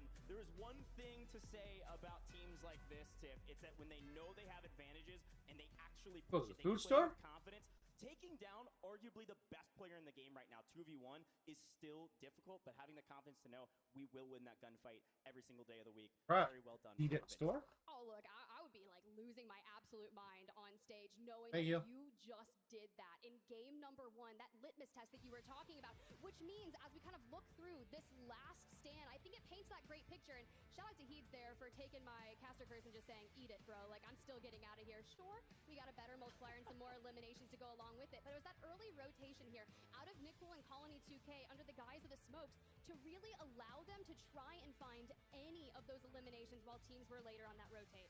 Yeah, again, this wildcard team did a fantastic job to get here with a ton of eliminations as well. I'm really curious to know how many kills our Omid EU squad did find, because they did make it to 1.8 times multi, and a lot of folks think they are the number 2 to top 5 team here. But a final look at this fight, Hisoka, they had win condition, they had a great position. The problem is they lose one in this transition. Watch this move. When you lose Hisoka here, all of a sudden you're in trouble, and it's because Revenge Tour brought the LTV up. That allows B-Mark to take an off angle. It allows Slide to hide behind the vehicle and use it for cover. And then FIFA comes in and plays spoiler. It's the perfect third party from a storied Warzone professional at FIFA Kill. Yeah, and if I'm Revenge Tour, I know where that solo is. We've already accounted for them, and what I want to happen is to allow them to put extra firepower on, but to grab the LTV to take that. Damn, he was smart play though, guys. That B-Mark has your back. It's like that diversion, and it was so executed well that, I mean, look, 2x multi, however many eliminations they've got, but I heard we've got some people to talk to, and I want to hear from the Revenge Tour themselves. Miles, what you got for B-Mark? Moment, we saw the highlights, man. Congratulations on that first map win. How you feeling after that? Feeling great. I feel like that's the perfect start we could have. That's the best start we could have asked for. Like, honestly, the adrenaline's going. My heart's racing a million miles a minute right now. You know, our IGL slide over there put us in the best spot to win the game early. We know this World Series is going to play way different than any other tournament, any other scrim. We're kind of chalking early kills a little bit and playing for endgame, and we know there's going to be a lot of freebies in the endgame. You got the freebies, man. We saw the last play there with the LTV, dude, crushing it. Obviously, you said things are going to plan so far. I mean, where do you go from here? Do you still keep the aggression up? You still trying to maintain points, or do you want to sort of cruise a little bit? You know, I talked to my teammates before, and we talked about consistency. Consistency is going to be key all weekend, today, tomorrow. We just want to make it to endgame every game and try to keep that average placement up. Beautiful. You got a lot of fans here in the crowd. There was a lot of noise when that win went through. What do you want to say to these guys? I just want to say thank you to all my supporters, all our supporters, all the players here. This turnout is amazing. It's a surreal experience. I can't believe it. They do. Thank you so much, Beams. Good luck. We'll see you in game 2. Desk, take it away. All right, game number 1 has concluded, and what a game it was. Not only because it gave us a little bit of EMEA, actually quite a bit of that, we have to say. Falcons were also showing themselves FIFA. We had a lot of conversation about them. They finished up at That was a good match. Well, this team of Revenge Tour, take it all. Let's start there, right, Danjo? Revenge Tour, we're talking B-Mark, JTech, Slide. How impactful is it for this trio specifically to win game number 1 in World Series of Warzone? This is just the ultimate confidence booster is what this really is, right? These are just 3 players who are coming together to really kind of showcase and shine. And I love, they kind of haven't really ever been respected, if I'm being honest with you. I just feel like they have to be able to keep up this consistency. Sure. But being able to win game number 1 in the global final, insane. Well, let's actually go right back to you, Danjo, because early aggression is what we saw. We discussed maybe we see some slower moments. This game, nothing like that. Yeah, Hardy's zone really just kind of comes together and forces a lot of these teams to eventually fight. We saw Falcons take that sort of power position over there at Academy, and just you watch them just basically have all of these kills funnel on into them. So many teams were able to do that. I was watching that kill feed, man, and it was just non-stop. I got a little intel saying scrims, players kind of figured out they can start kind of moving around the map maybe a little bit faster than they were used to.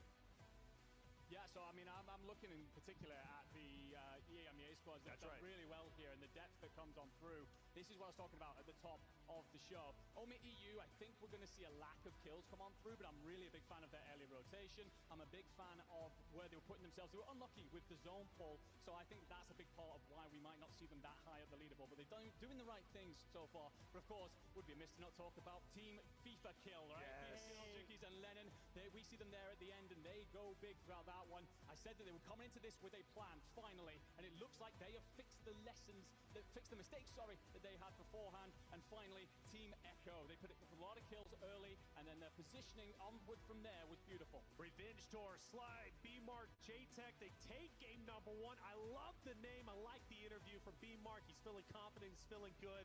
A team that we didn't cover in Top of Show. There were so many greats to talk about. Well, we now need to start discussing them a bit more. Who knows where they're going to be on the leaderboard, but game number 1, it's got to make them feel good and feel confident. They weren't the only team, though, to do well, at least from the EMEA side.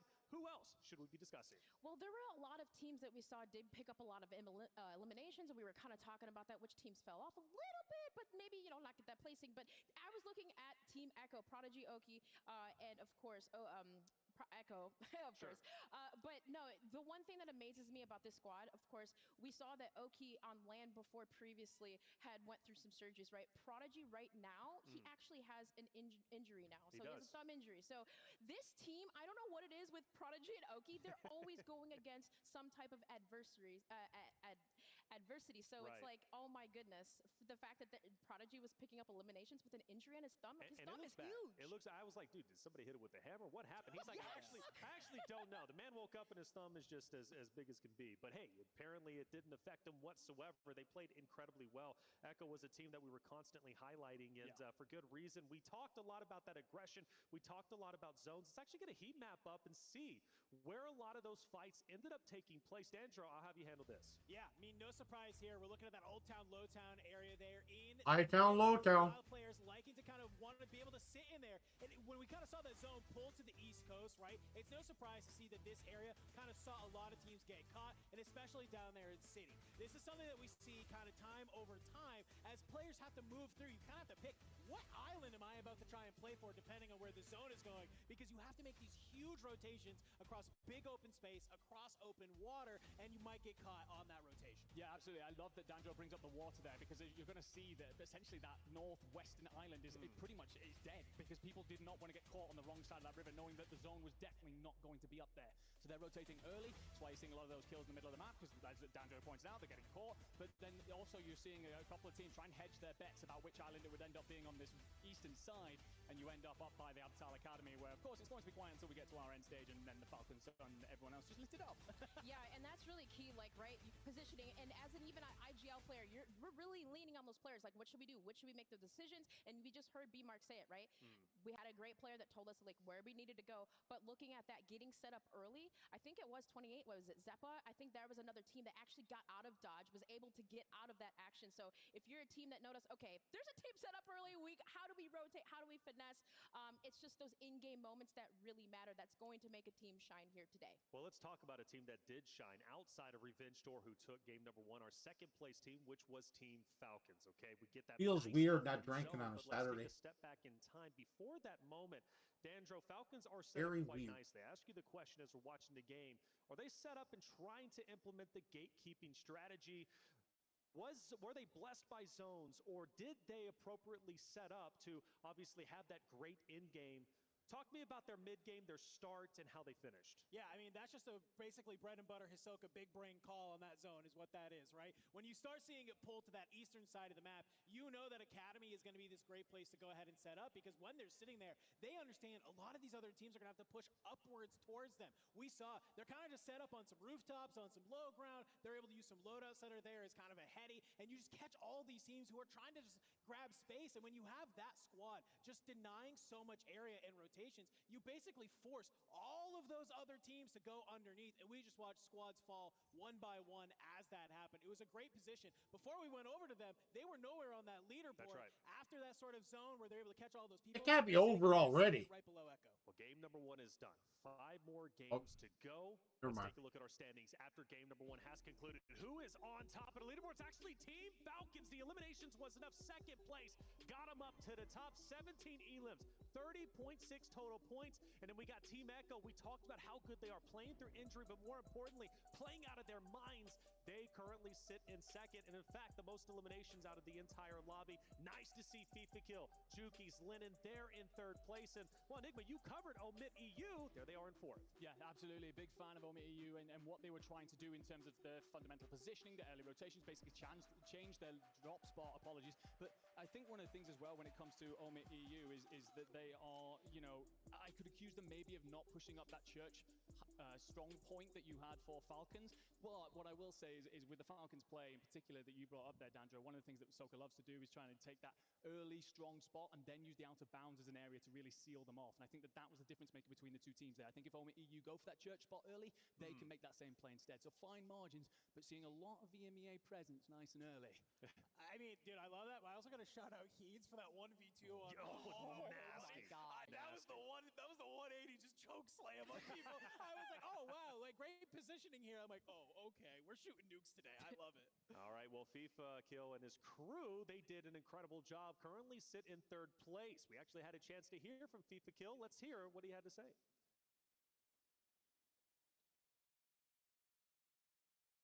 Series of Warzone here in Las Vegas. I'm here with Team FIFA Kill, and that is going to be, of course, FIFA Kill, Lennon, and Jukies.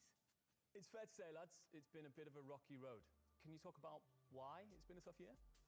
I mean, we had a good start in the group stages with, I think, 4th place overall in Europe.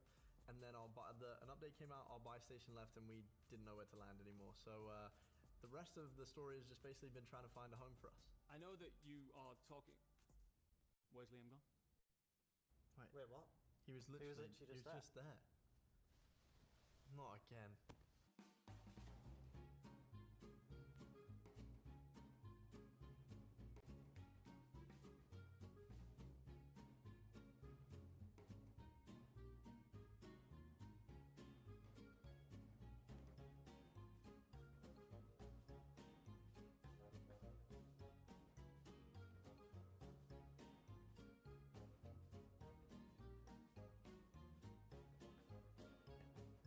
We got an interview. Come on. Yeah, we'll come back for that on Sunday. What are the real expectations for your team this week? We're one of those teams that it can all come together on the day, so I think we have a very high ceiling. I think on our day we could definitely get a top 3 for sure. I mean, it's LAN. LAN and online is so different. We haven't really been able to play on equal ping. On the EU ones, we played a lot better, and we've all got experience on LAN, so I think that's going to play in our favor. You two in particular, what does this guy bring to your team? I think the most important thing he brings to the team is kills.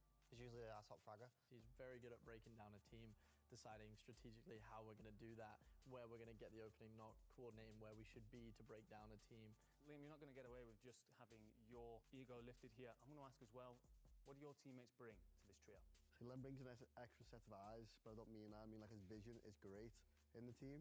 I get my trade as well. Sometimes if I get full kill, he'll get the 2-piece, even if I don't get a knock. Len's very good at that, and FIFA's good at leading us around the map, you know. I'll pick the fights and maybe coordinate the fights, but like wherever we fight, like what area we are, that's all on FIFA, and that obviously comes with a big part of his brain. I think he's one of the smartest. Speedy J says, hey, have you tried listening to it through the social page? One of the best brains with me, so that's what they bring. So we've got listening to what? Speedy? One of the best supports, one of the best leaders, 3 great gentlemen of the space. I'm looking forward to watching you do something great this weekend, gentlemen. Thank you. Thank you very much. Thank you. And that was Team FIFA Kill here at the World Series of Warzone Global Finals in Las Vegas. Speedy J says, what you are watching? No, I'm not on Instagram or Twitter. What? Enigma keeping Jukies in place. What's wrong with it? Qualifiers, Jukies, I felt, was always away from the team trying to get eliminations. This time they come together. They're in 3rd place. They're looking good. But the question is, who is going to win game number 2? Well, let's find out. Let's get game number 2 started. If it's Instagram, it's going to show different. Thank you so much, Desk. I gotta say, that might be one of my favorite interview pieces I've ever seen. It happened Different format. Make it to top 3. I wouldn't have a clue. Team that, frankly, I think a lot didn't expect a lot from. So it's good to see them near the top. The big note from that last map, though, Tiff, it's math, right? You get 7 kills, you multiply it by 2, it's 14. You're not in the top 5. The Falcons are on top because of their kills. Exactly, and at least double digits are a solid start because we did touch on Speedy J says, on Kick my volume is on max and they can barely be heard. Have that race for 150, but we're just getting things kicked off. And honestly, to see FIFA Kill in that 3rd place, right? Because we're talking 2nd through 5th, you're going to get 30 points for tomorrow. And imagine what that's going to do for them if they can keep that momentum moving forward and keep a hold of Jukies. Now, that's something that happens in game and IRL too, apparently. They were walking around the casino floor the past couple days, and he like literally was feeding his arm through Lennon's hoodie. He was got it on max. You just have to keep a hold of me. Someone get that man a leash. Like, I'm talking Speedy a child J says, backpack I or hear you something, just fine hold him now down. that is Well, good. it was FIFA by himself at the end, right? And to the top 3, but the 3rd party was the reason that they were able to get some extra points and be out on top. But again, we talk about the math. We talk about the multipliers. This is the key part of this competition. You've got to make it to in-game, but you got to make it to in-game with kills. So Revenge Tour definitely enacting revenge and up to their namesake, but yet again, not a lot of kills to go around. What happened to you on Rust this morning? That's kind of our metric right now. And again, when you're trying to get the amount of points that you want for tomorrow, we're looking truthfully for top 5. That's where you're going to get a majority of your points. Win 40, top 5, 30. That's a great start to tomorrow. Well, hear me out. The Revenge Tour, they kicked things off. They've shown us they can win. But now we need to see the eliminations to go through it. So let's get Speedy J ourselves says, in that give me lane. time, I have some We're awesome looking down picks, the barrel. smiley We're getting face. into Urzikstan. Let it rip. We've got game number 2. Let's get into it.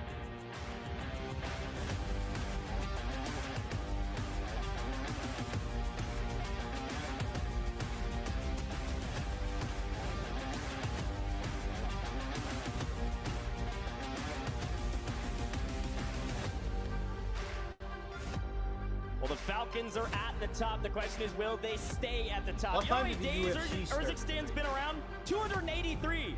You know how long the Falcons been at the top of Urzikstan? The whole time. Shifty has BDJ earned says, I went on and never saw you, so I went and built something flippin' awesome. It's LOL. unreal. This team is uncanny. I was on a They've server earned all morning. Coach was in $300,000 on this Discord map watching me alone. live. Are you kidding me? Somebody take him down. We'll see I what didn't happens. Take a stream look at it. the map. I Take a was look at live in Pop-Off. Discord. Looks like we got a couple squads I headed seen that you way, play. including FIFA Kill. Hey, look, On I Discord. love when you want to get aggressive, but it's back to that contest that occurred at the start of map number 1. Turn your attention over here towards High Rise. Now, this resulted in a few trades back and forth, but they didn't have an actual, loss, right? Scummin kind of maintains that position, but they're ready to run it back. They're like, all right, cool. If you want to give us some elims, we will take them. And honestly, I'm just waiting for the angle. But he's got a PA in the back pocket, too, and I kind of like that already. Look, this is one of the most hotly contested, but also highly anticipated drop spots of this entire tournament. There's been a lot of smack talk between the two, and with Noobs into the mix, getting cut down immediately by Scummin. This is looking a lot of the same of last map. Let's see if Scummin can continue up the reign of terror, and yes, immediately, 1-2, buckle my shoe, where's the third? See you later. Head to the Gulag Vitality. Wow, what a start again for this squad on High Rise. That's a commanding victory in a contest if I've ever seen it. They didn't even get the fool on Dongy, because you can see on Rational getting BDJ him back says, up on I his checked feet, Discord and that's 2 so 3 show at the time I eliminations was that on will kick around things off with. 930, Back but to whatever, it's Bazaar behind we us. go. It looks to see that Resolve may be the only one standing. Yeah, history repeats itself in High Rise, but this time in Bazaar, it's a little bit different. Panda in trouble, Resolve in trouble, and gonna lose this one. Might get one. No, doesn't get the cleanup. Should get picked up. Panda is getting out of here. That is a loss for the side of Panda, so we'll count it 1-1 overall on that fight in Bazaar. Can we talk about the Yeah, I preemptive found a of the nice shooting out server. of the zip so they can't go over Sure, there to get very on it? nice Regardless, server. they have maintained Bazaar for themselves, and considering where the circle may go, this is a nice space to claim for yourself, especially that buy station, all the loot to go alongside it. You can see Resolve there taking that Gulag victory against Patsuka. Yeah, all right, we're getting back into the mix, but you're not going to go back to Bazaar, that's for sure. See them flying around trying to figure out where to go. And while we watch this Vortex team, Reply Totem again is who they're representing. This is a really strong team, a team that absolutely obliterated the competition when somehow they were forced into position in the finals where they didn't really do what they wanted to do, and then made it into LCQs and ripped everybody apart. Charm so City Coach be curious says, to see if think they I can hoped continue some into chat momentum after later a than win that, more in around Bazaar. lunchtime. But to Destroy we go, and got a lot of fans of Destroy and a lot of fans of Aiden. The question is, which fans will be cheering here in a moment if Destroy decides to take this fight here in Opal? I mean, look, if we want to talk stories, we want to talk longevity, it's that Aiden roster. Think back to 2021 Verdansk NA Trios. Team Aiden takes the win and does substantially well, but we want a return to form for them. And talk about that consistency that they've been bringing to the table throughout scrims at a lot of the tournaments leading up to World Series of Warzone.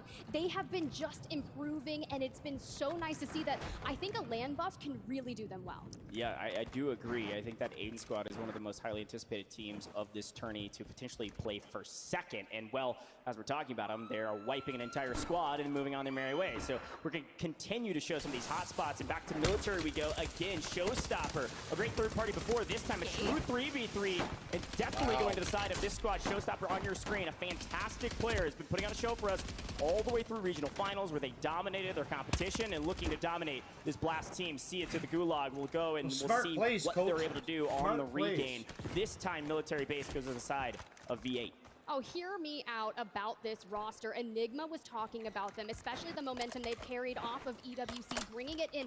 This is a squad that has the potential to pop off on land, especially day number 1.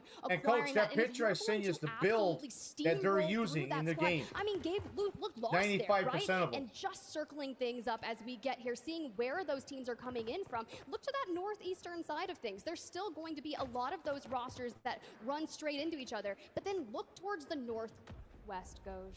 Yeah, we got a free Popov. It looks like maybe FIFA kill or probably Juki's, That's frankly. Juki's. 100% That's gotta be on the Juki's bridge by himself right now, trying to catch up with his teams. But yeah, the Falcons obviously have a free Popov. They're going to be rotating in, but the circle here is obviously denoting that we're going to be heading towards somewhat centrally located.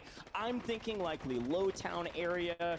There is a circle that likes to end on that Lowtown area between that and farms potentially. Discord. But here's Cloud9. One of the first looks at Cloud9 we've seen, and apparently apparently on their back foot as Jukies has regained and rejoined his teammates. Nice bench. Yeah, look, they are just making their way on over through this area. And look, if we're going to focus on making sure that we get rid of that trophy system to bring in a lot of the utility that we've got, I'm a little worried about Foreign Jace here on that high ground, which is nice. But if you peek for just a bit make sure too you long put it with into the your prowess of these speedy weapons that we section. have, you can easily get 3, 2, looks 1. good. But you're already aware of where that lookout is. And Joel and Breadman are kind of able to fly free and look for those eliminations in close range engagements. Yeah, and Cloud9, again, they've kind of changed up their drop spots based on scrims and tournaments they've been in. They used to land all the way over Seaport, and there's a chance they rotated over from that, but they had been landing kind of outposts and then rotating down to Central Zone, and that's where they're at right now, obviously. This Old Town, Low Town area is where everybody's going to try to be, so getting here early is nice. Getting some extra intel is fantastic. And I got a bunker buster in pocket just in case somebody decides to push them. When you think of macro strats, a lot of teams look for bunkers. Speedy they look for foresight. They look we'll do for just all going the to make a information that we can slideshow get. first. But the fact that we're ripping Nice, an intel nice. contract right away from where Foreign Jace was on that roof, right? But they invest that bunker buster. They kind of cause a little bit of chaos over there, so they can full send this, and that is just an exceptional way to approach it. Now that you have that next circle information, you can come up with that plan, and this is the most. Okay, look, Steve, We're we get out watching there. Endo I'm in the so glad background. you're a better driver than me because this is a little ridiculous. But let's get on the move here because this is the most cohesive time I have ever seen Team FIFA kill. Like they said, shambles this roster was in, but now different story. Yeah, it's really We're easy to keep watching playing on a leash Indu and in just the stick them in the back. car and say, you gotta stay Playing with us. a But fort to a tonight. team that has had Child some safety protection in the back. Okay, yeah, fair enough. Okay, yeah, lock the doors for him. He can't get out. To a team that's had actually a lot of roster changes here. Dizzy coming in as a sub for this event as their third wasn't able to make it in. Looking to find Clavson on the other side. Apparently not the first team out, but looking to maybe be the third if they get cut down here. Clavson, Gooey, FLS in trouble as Dizzy, their sub, comes in and finds his third elimination already here in the second zone. But here comes Storm two. City coach Dizzy says, almost "Shit, I went wins to it hop both, out and the voice chat unfortunately and left the damn doesn't look Discord like server." Vita's there to clean up, which means we don't get a clean trade, which means it's a 2v2 for this fight. Luckily, catches one in transition. FLS did not hear the footsteps. Storm City coach Look, says, FLS not made sure that a how little that tough happened. there, but I'm glad that we were able to Don't get that think I going, get the selected that. buyback, and we can just keep on moving. I don't think Still so either. 8 minutes into match number Storm 2. City Only coach 3 says, full need a new squads invite, have LOL. fallen, and I'm loving the regain that we are seeing subs. Sometimes you gotta have those super subs, but turn your attention back towards the academy gotta get area. ready anyway we saw for these your, squads kind of be a big mainstay game towards night. that end game, I especially don't know in this what area I'm of the doing map. there But Jackal, Huskers, Brawl, like, where were they in match number 1? But Yeah. finally getting to actually check in with him here. Yeah, there's another big pickup on another team that has some roster changes. Vieira coming in as a sub for this Feels squad, weird. and unfortunately getting cut down, likely in transition. Little smoke and run, you never know, but with 3 people shooting at you and somebody that shoots it straight, it's Huskers. No chance, my friend. See you later. Huskers reaping the edge of map. And now we're going to move closer to center as we take a look at suburbs. But I'm getting word. Who's our first team out, Miles? We've got an award to hand out. Let's see who it is. Charm City We do coach have an says, award to hand get out. back into your Noobs, Discord what in happened, general. baby? What happened? Well, I had a few PC issues the last 2 games, but I think we got it sorted out now. It didn't help, but Charm City coach says, apparently I left the we got server. something in the work for the next map. What have you got in work for the next map? Any sort of teasers you can give the fans? Nah, I can't reveal anything just yet. You have to wait. Not a single secret? Nope. My man, tight-lipped, I appreciate it. How are the guys feeling, though? What's the mood like in the camp after game 2? We were expecting a little bit better, but I think we can regroup for sure and try out for the rest. Wish you the best luck, man, and indeed, hopefully this helps as a good luck token for you going into the next game. Thanks very much, mate. Back to the casters. Thank you so much, Miles, and thank you, Noobs. And I do believe their tricks might be changing drop spots. I'm not sure what's happening at high res, but they're not winning it. But apparently, this wildcard team is winning a lot right now. All eyes on Team Colony 2K. BDJ says, a Smokey, very we're strong stopping your performance in stream, the last joining one, the mini and looking royale, like a and strong put the fight performance in on this full one yet volume. again. Smiley Heli to face. rotate. They're going to make their way to zone and set up for new as we swing over to the other side. Opal Palace, again, several teams in I the don't know area. what I but wanna right do, now, Speedy. Savio's I'm not sure team yet. locking down one of the spots they believe that give them a bit of cover and a bit of reprieve to refuel back up. I'm No, I love not that sure. we're I gonna wasn't hit even the going to double smoke and stream kind of today. get on Charm out of City there, coach especially says, when you've got got it other right as I squads clicked like it, I Team realized Valor, there like was a link Omit under the NA stream. in that nearby vicinity across the road. So invest that. Charm City that coach drone, says, go one find of some those your moments. information and make sure, like, hey, we want a third party this. We don't want to have that occur to us. So as long as you can keep tabs on that, especially with Youngsta's Juju just being such insane firepower, it looks like they may already be a duo. But keep your eyes on this battle here. destroy. Raul, they're on the high ground, looking down the barrel at FIFA, but you know what? They are all three together. This is a different story we're talking about. If we rip Juki's out, because it's wall bangable, I'm a little nervous for that one. Yeah, this is such Speedy an interesting J spot says, as well "Who you because picking it's a today?" very easy position to third party, fourth party, or more. You see 4 teams on our mini map. You can see Super Evan squad, a team that hasn't been in the limelight in a while, but really did a fantastic job during the regional finals. They won the very first map of the day and set the tone for what the pace would be in that regional finals. Have been a bit quiet in scrims and lead-up tournaments, but I'm excited to see what they can do here in Lowtown. Every team rotating this direction. You see Aiden off in the distance. They're not going to get a lot of value out of this, but maybe burn some resources. That Aiden squad is rotated up from Super. We saw Omit NA have another big rotation, probably on the back of Brass's I don't IGL. really They know, come from the Speedy. northwestern side of the map. They've I'm rotated all the hoping way over to Shane new. O'Malley. Everybody's setting up for the end game. As some resources are in the sky, I'm sure everybody knows that there are several players around. Oh, and Juki's on the And ground. The smoke and probably Lennon kind of Lopez. disengaging from the area to look to hit that res, but I saw In the that he main was using card. Resolute, which is quite a nice thing to just If you're give you talking a about bit extra UFC. health and give you a little more time to Speedy get J to says, safety. And "No, the where music." you find this squad at, they don't have the ability to extend on out Speedy to J get that says, full if it's not "Guitar." occurring, especially when you've got to worry about what's coming your way. Thermites, right? Replace that C4. They're nimble, they're quick, they're 6 in the back pocket, and now I was Nate playing Dogg, around with welcome Guitar to the today. I was playing interrogation, some because Pink you Floyd. know our Apex squad, they want all Well, of that trying info. to and play they're in a great G job. court. Yeah, and this is where they land as well, at least supposedly, right? I think there was some conversation that That's they might about go it. with the test pop-up. It's not Charm looking City like it's the coach case. says, They've been "Would here be since nice the if beginning of the those game. 2-1 This is tonight." XMQ squad. There's been some Twitter Yeah, it would chirping be from nice. other folks that follow the Apex scene. Like, no, this squad is really, really good. Watch them kind of make some waves in this talent pool and have a good day in day one. And we'll go from there. Right Don't now, forget, looking 7 pretty o'clock, clean after you nice got the cleanup. Here's a early look at that zone, by the way. As prelims. expected, we are in Lowtown and likely in Lowtown for the rest of this game. Take a look at all the squads on the edge of the zone. Again, I want to pull out Omit EU, Red 1 at the bottom of the map. This is where they've dropped. They've been playing extremely slow in this tournament, just waiting and biding Yeah, their I just time. They fiddling around. I haven't haven't moved got a since the pick very yet. I gotta beginning find of my this one. picks. Now creeping into the edge of zone. Haven't been Several in the teams, mood. though, are lying in wait because there's a lot of buildings in Lowtown. They just aren't very big, so expect some chaos here shortly. You really have to, and they're already starting on that grind to make sure they can clear out one side of it. They've got the sight set onto Fluffy Aimers and a couple other squads on the horizon. And we're going for a massive wrap. Everyone knows they start off in pop-off power, but we rotate all the way in the north. We cut straight to the east and come on down straight this way to Bazaar. And T, the only female on our land. Nay, Soka, don't give her a couple taps like that, man. What? Nah. That was a well-placed thermite. I call those the fastball specials, all right? You just lace somebody the thermite, knew exactly where they would be, where the buy station is. Nice play to clean up a squad and then move on the merry way. So back to some action we go on the side of Opera House. Again, Unrational and Scummin in the mix. On the other side, Almond with that Falcons Mina squad. Potentially last alive for his team, at least on the map. And maybe a couple well-placed thermites will root him out as we are hunting yet again the edge of zone for this Scummin squad. Big fan of Sky Nades. Love when they work, especially when you need a diversion to make your way all the way up the staircases. But they already know about it because Scummin's going to take the brunt force up that. We're still going on in for that challenge. The timing of that push, impeccable. We don't lose anyone to actually fully eliminate it. And this squad, we talk about them leading up to World Series of Warzone, a squad that has the potential to have some of the biggest pop-off games. I've seen them get a 1.8 or a 2x multiplier that net them in north of 70 points. Do you know what that would do to the entire scoreboard right now? But they're a slow burn. They usually don't warm up until games 3 towards 4. But if they did that now, it changes the trajectory of our 6-game series. I totally agree. And well, the Revenge Tour still in this one as well. They've holed up in a building. And right now, this is just everybody biding their time, okay? They said, we got where we wanted to be. If we can find a pick, somebody makes a mistake, we're going to take advantage of it. But until then, we're going to lie and wait and look for those mistakes. You see DJ Moss, Z-Smith, they do have one of the higher buildings in this area, so they likely have the most information out of these squads. We can see Team 36 being fully eliminated here. We have made it into some semblance of a multiplier, but again, multipliers aren't everything. You've got to find kills. So a team like that Unrational squad who's hunting edge of zone, you're likely going to see them with a decent kill total.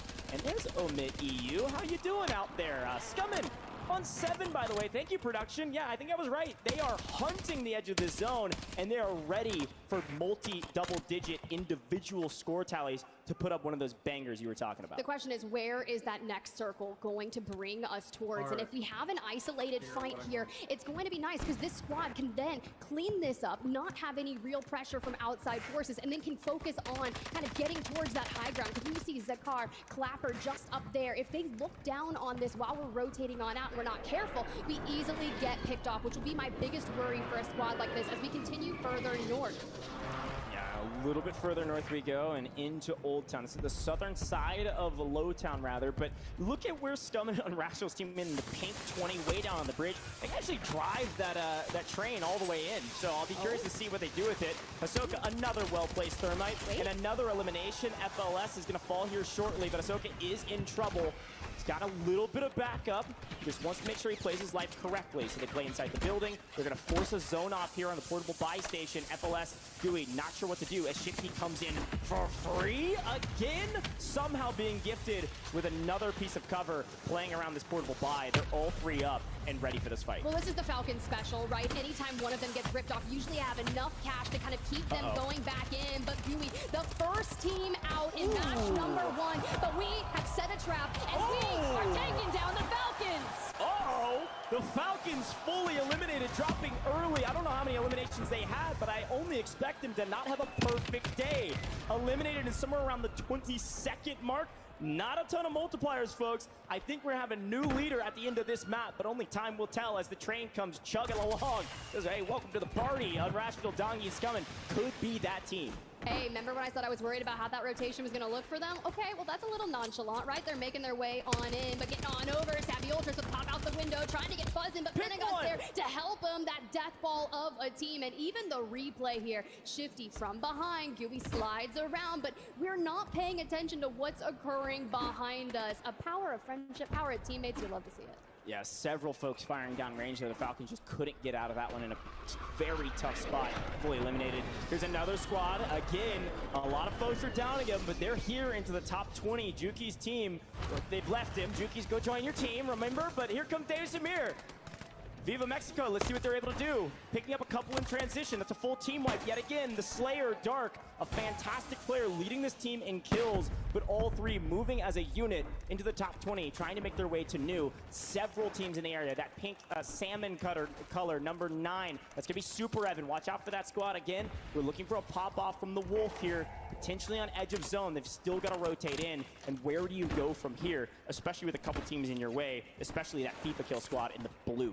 Well, I'm excited to see what they do. It's a bad spot to be. 4th place in the Global Land Finals last year for World Series of Warzone. Out of Dave Samir. He had that interview earlier, was talking about how he wants to do it for his region, secure more spots, and prove that they are amazing and substantial. But as you kind of zoom on out, set the stages of where the position is, I actually love where that Team COD Unity squad is. BDJ says, in this game, what would be cool is more kills you get easier to kill others, but easier to die. Station nearby to be able to get them back when, quite frankly, we don't really have enough cash. Yeah, and frankly, this team is playing with house money right now. I mean, they're on nearly 20 eliminations as a trio. They're in a fantastic spot. Anything else they get from here is a huge boom. They don't even need another kill. They just need multipliers. Looking for top 10. Watch out. In the kill feed, as things get chaotic, watch out for that Unrational team. They could have the biggest game of the day by a sizable margin. As Lennon, FIFA Kill, in a bit of trouble here. And, well, they've lost Juki's because he didn't rotate with them. Navi on the other side. FIFA riding in the corner and hoping somebody makes a mistake. I love how that Thermite just sticks like 4 inches away from him, and he's just trying to hold on. FIFA elsewhere. Yikes. But Lennon and FIFA are both on 0 eliminations. Yikes. This is a matter of fact where if you don't even have elims, these multipliers aren't going to do well. 3rd after map number 1, but fall bit too early. 13 squads remaining, and keep your eyes on Navi. Navi, welcome back to the party, by the way. I'm sure it feels good to play on land after playing from Australia. Some in Canada leading up to these regional finals, technically a North American team, but these folks have traveled a long way to get here and now in trouble. PDS apparently burnt, so they have to burn another one. Omit EU, we go. And while the killers, the Slayers of the Falcons, still alive after a frustrating first map, having a great one thus far. Clapson, FLS, and Gooey trying to make the top 10. Omit EU trying to do the same, and apparently going for the res here, not thinking anybody will look at him. Somehow getting it for free. Several teams falling in the kill feed. You see Aiden still in the mix, deep in the gas. Where's Scum and where's Dongi? They're finding eliminations off screen. A ton of eliminations falling, a ton of teams falling. We made it to the top 10. That community team is getting paid, but Omit EU is trying to find their money. Where are the kills? Where are the players? Somehow all three alive and finally losing one. Enkyo, Gromalok over there, but look who's back. Scumming on Rational on 4, but we've got to take down this squad right here. Burn, baby, burn, but back inside we go, throwing down the bouncing betties. It's Scumming, last standing, but here's what's going on. We are in that 1.8. We do not have fools. We bait the res, and we still have Dongi. If we can take 2 into the last, we might be okay. All right, APAC, I see you. Into the top 5, looking for a sizable multiplayer here. They have the 1.8. Scum and Dongi, the only thing they can do right now is win for the 2x multi. Going for new, and is able to make it with a hair, an iota of health. Into zone, into cover, and finally cut down by Omit EU. Dongi last alive on 10 eliminations. This is a massive game and only 3 teams left. Dongi finds one, gets one weak, cleans it up. How about one thing? Finally cut down. Omit EU on top. It's APAC down below. X and Q only has 2. It's a 2v2. Omit EU could take it with the best position, but they've got to finish the job. A 3v2. Welcome back. And now we just crest the hill. Start opening fire. The trades go forward, but Enkyo, maybe one of the youngest players on our LAN stage, making his official debut and making it known here for match number 2. Doing it for the French. Enkyo, welcome to LAN, my friend, and welcome to a match 2 victory. I see Enigma shaking his fist. He's excited about that one. Omit EU on top in the next game. Now remember, Tip, I'm not putting a damper on this one. That was not a lot of kills from what I saw. And so 2 times 2 is 4. And I think it's a hair more than that. But all eyes on Community with an easy 30-plus point game. Well, you just think about their consistency leading up through all the different stages of World Series of Warzone, right? They were capable of getting those second places. And I started to call to question. I was like, this is a team that is increasingly flexible, right? They will split drop depending on what that plane line looks like, whether they go up to Kotobo or they start from Manor. But when you start from Manor and that circle inevitably pulls to you, of course you're going to run that issue of maybe we weren't able to rotate through, find some fights and get those eliminations.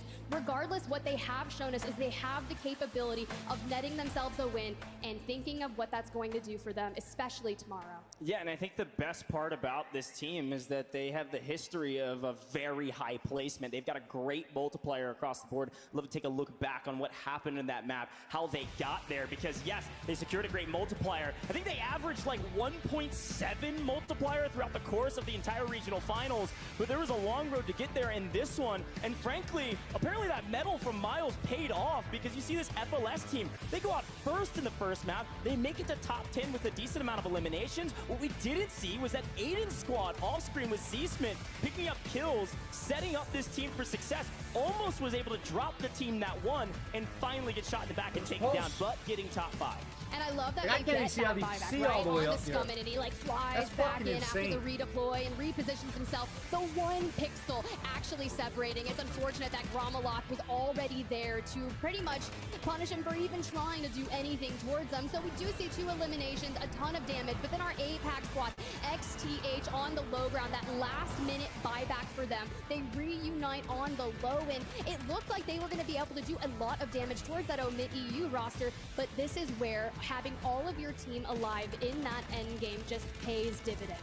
Yeah, this is a tale as old as time itself. When you have player advantage in the in circle, if you have all 3 alive, you usually win. Is he on Twitter? Very well. Yeah, you got to tweet out the clips. Did you already tweet it? Come on, Enkyo. I see you. Farm your tweets right now. Don't leak the DMs, though, bro. Don't leak the DMs. Get your impressions up. A fantastic win from the young gun. Just recently turned 19, I believe. I believe the youngest player on this entire LAN. But we're going to head to the stage here with Miles. Miles has got one of the players to talk to. I believe it's Gromalok. We do indeed. Gromalok is here. So firstly, congratulations. A very big win. How's the team feeling after that one? Breathe the fire out. Yeah, we're feeling good on that one. That's definitely a good way to start the tourney. But yeah, job's not done. So gotta looking back after the games. And yeah, keep doing that shit. Keep doing it. Well, you've got a few more games to play, obviously, but a good start, as you said. Now, you've got quite a young teammate. Can you tell us a little bit about him and how the nerves have been for the young man? Yeah, Enkyo was just 19. It's his first LAN. As you can see, he's feeling pretty confident as a rookie. So yeah, he's one of the best in the game. So happy to play with him. I've been playing with him for years now. So yeah, very happy to share this with both of my teammates. Oh, Fantastic, man. How are you enjoying Vegas so far? Have you had any time to enjoy yourself? Are you walking around or just strictly on the game? Yeah, Vegas is a dream, like playing Call of Duty in Vegas, like chat dream clearly. We enjoying a lot, yeah, enjoying a lot. Even if NKO is not 21, so he's struggling a bit, but it's okay. We have a good time here. Fantastic, man. Well, once again, anything last moment you want to say anything to the French fans back home? Sure.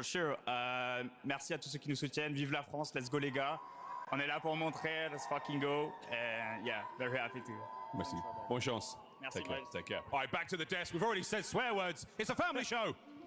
All right, Miles, I appreciate you, Kramaluk, out there. Big win coming out from Omit EU and a tremendous win from Inkyo, his first LAN. We discussed at the top of show, how would he perform? How would he be able to handle that pressure? Well, clearly he was able to do so in stride. That final zone was highly competitive. In fact, going back to the very beginning, Dandra, Old Town, Low Town, it's always mixy and dicey when we see zones go there. That's where we started, and the teams, well, they started rotating early. No, I love that you bring that up because Enigma made a really good point, right? When we kind of looked at that heat map, when you kind of see this zone formulate, all of these teams that are on that outer edge of the map, they see that it's going Low Town, Old Town, and they go, I do not want to be caught in the water. That is exactly what they want to do. So we saw a number of squads come together very early on, like 8 or 9 people. That's right. Just hanging out in Low Town. They grabbed their building and they said, if you want to try and take this space, you have to take it from us. We saw a number of teams kind of rotate on in, some bunker busters getting thrown down, but nobody wanted to hard commit just to throw their life. You can't hard commit sometimes because it's just too dicey. And actually, speaking of dicey, let's talk about FLS because they were in some dicey moments. Yeah, and we just saw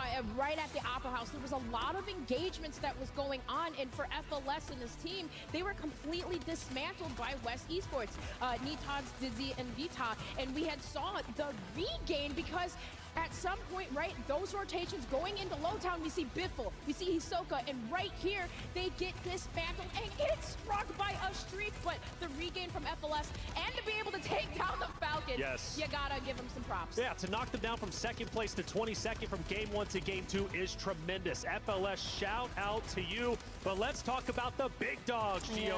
Omit EU taking game number 2. I mean, to be honest, I think that final circle was absolutely sublime because you had FLS, they actually had this building for cover, and Omit EU, they were out in the open. And it was funny, you know, you heard on the cast, they were like, don't get too cocky, and you backstage were like, no, do it, and that's exactly what they did. But I think it was actually really indicative of the play style that works so well for this team, particularly when we talk about a player like Enkyo, who's been seen as this young prodigy. Yes. Even in all of the EMEA tournaments, you know, when they came through the upper bracket, they came through the finals, other teams were saying Enkyo is the scariest player in this lobby.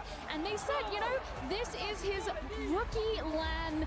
Right. You know, it's his debut, it's his right? debut. And we're seeing exactly what he's made of, exactly where his particular strength is, and it's gonna come from being really feisty like that. And you know what? It worked. He was feisty indeed, wasn't he? Omit EU taking game number 2. Heat, Gramaluk, and Inkyo. Well done for Inkyo to only be 19 years old, first LAN, and to play as well as he's doing is absolutely tremendous. I'm ecstatic that we highlighted them during the pre-show. Enigma was pumping them up. Gio, obviously, you pumping them up just now. And, you know, I'm so happy to see them do as well as they had. Now, the question is, obviously, when we get to our standings, because Falcons finished off early. I know Aiden's been having a little bit of a tough time from game number 1 to game number 2. FIFA also another team that was finished off a little bit earlier. So game 1 winners and great performers, not necessarily performing as well in game number 2. Now, there is one team, though, that's been making a big improvement throughout the qualifiers, and that's Community. Yeah, I love that Community in that game too. I'm going to be honest, they have finally done the thing I have been waiting months for them to do, which is they hit double-digit kills.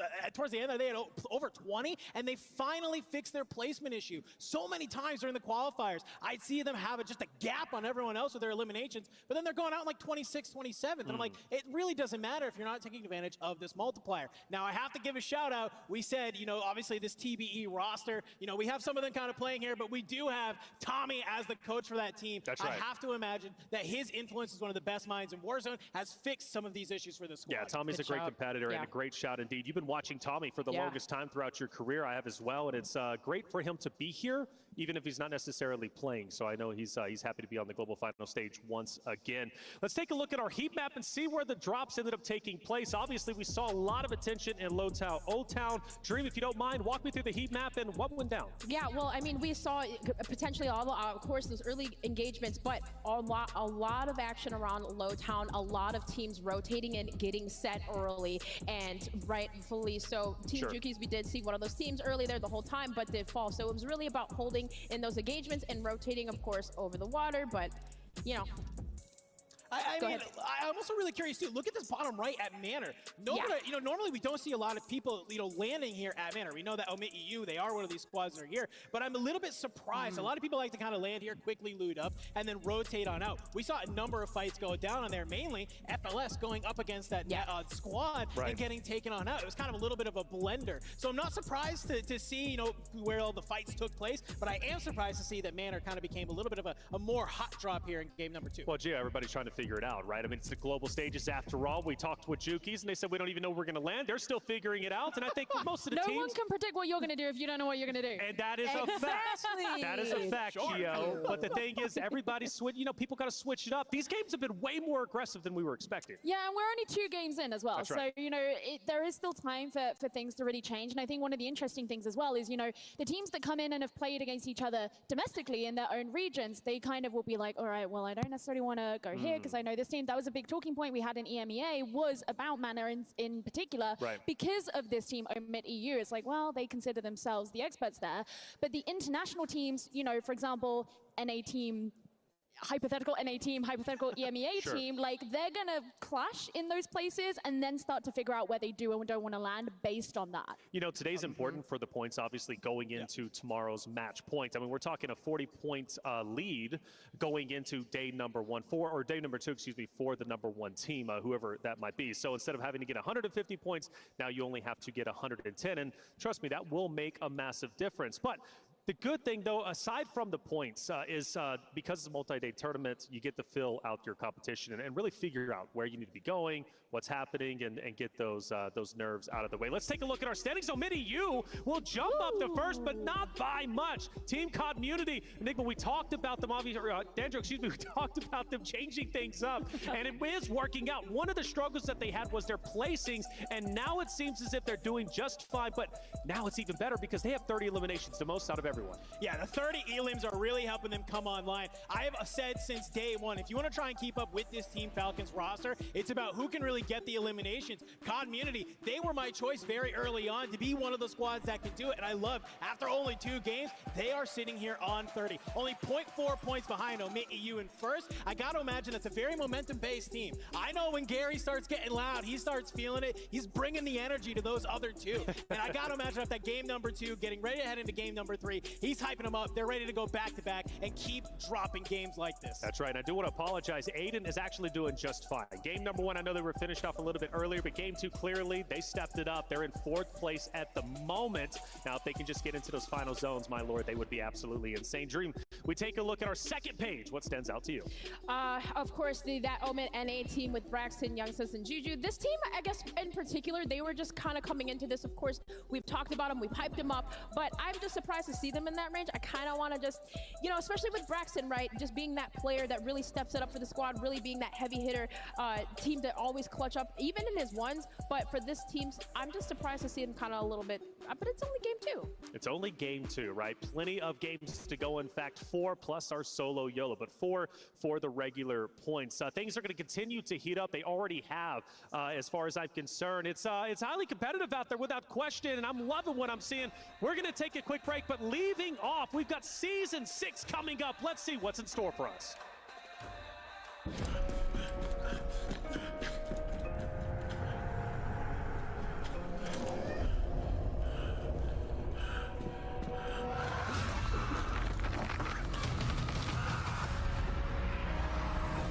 entire team's gone dark. We'll split up. There may still be survivors. Let's move.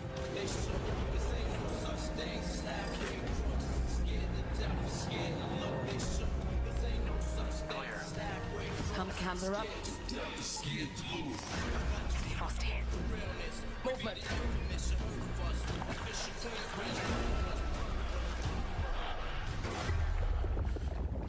With the trophy out in front of everyone. Come in. Enemy movement. Also spotted. Does anyone have eyes on him? Yeah.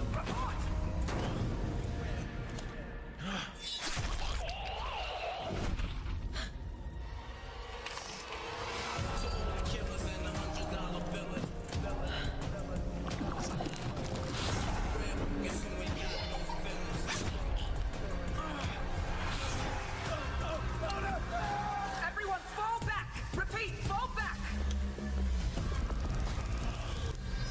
Every man pull themself in this land, we be gunning. So some they shot, locked down, and turn guns. Cavalry balls and straight up shoot.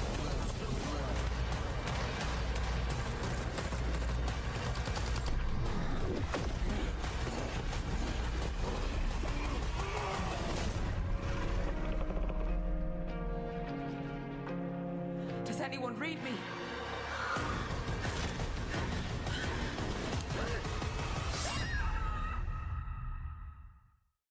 Oh, Season 6 is looking good, and so is our desk. This time around, we're taking the casters, bringing them up for the first time in World Series of Warzone. I've got Spider Tiff and I've got Goj, but I've got this guy, Repulse, who's been doing everything. Not only pulse check up just a little bit above, he also brought out the trophy. How heavy is that trophy, though? Hey, listen, man, let's not talk about how heavy that is. That's a tall trophy, all right?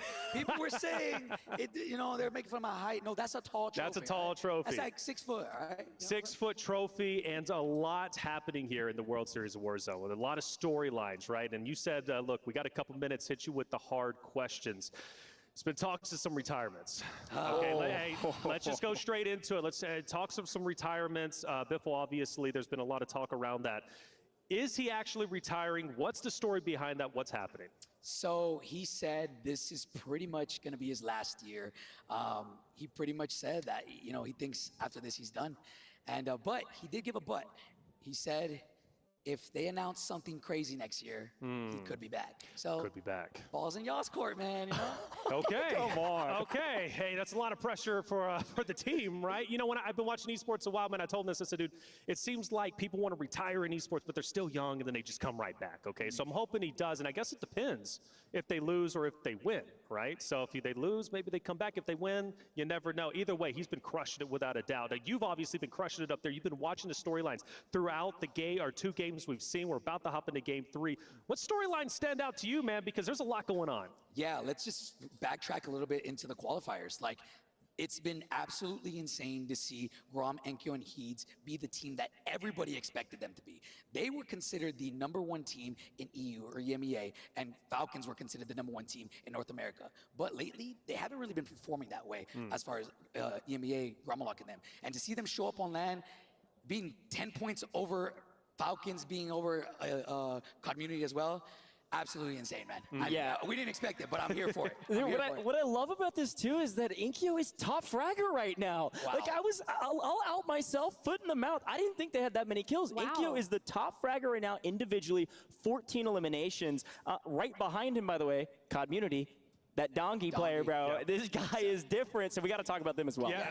Yo, Can I talk about Dongi real quick? Absolutely. Dongi is a player that everybody thought was cheating last year because he showed up to LAN, didn't have the greatest performance. But hey, anybody can have one bad day. Showed up to EWC, placed really good, top frag on his team, I believe. And then the biggest question was going to be, can he show up and play the way we see him play online? Because he's good. Yeah. That kid is good. Really good. And if he's second top frag by 1 kill right now, hey, Dongi, man. Hey.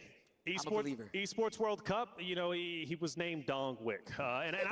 Here we go. Here I gotta keep it alive because Seymour was on fire with that one as far as I was concerned. Big Dongwick, man. Now he absolutely tore it up, and he continues to do so today. Now, obviously, on your broadcast, you guys talk a lot about the Falcons. So let's talk a little bit about the Falcons. Game number 2 was, okay. Game number 1 was phenomenal. They actually were in first place. We're gonna take a look at a heat map for their eliminations and where they've been tearing it up because they're traveling quite a bit, but it seems like one area is where they love to dominate. Yeah, I mean, look, man, these guys, I'll tell you one thing with them. It's whenever they fight FLS, GUI, and Clapson, it seems like they're the only team that can kill them. They talk about all the time. Shifty was like, who is this FLS guy? He's like the only one that is killing me. So to see them come out and wipe them, hey, man, wow.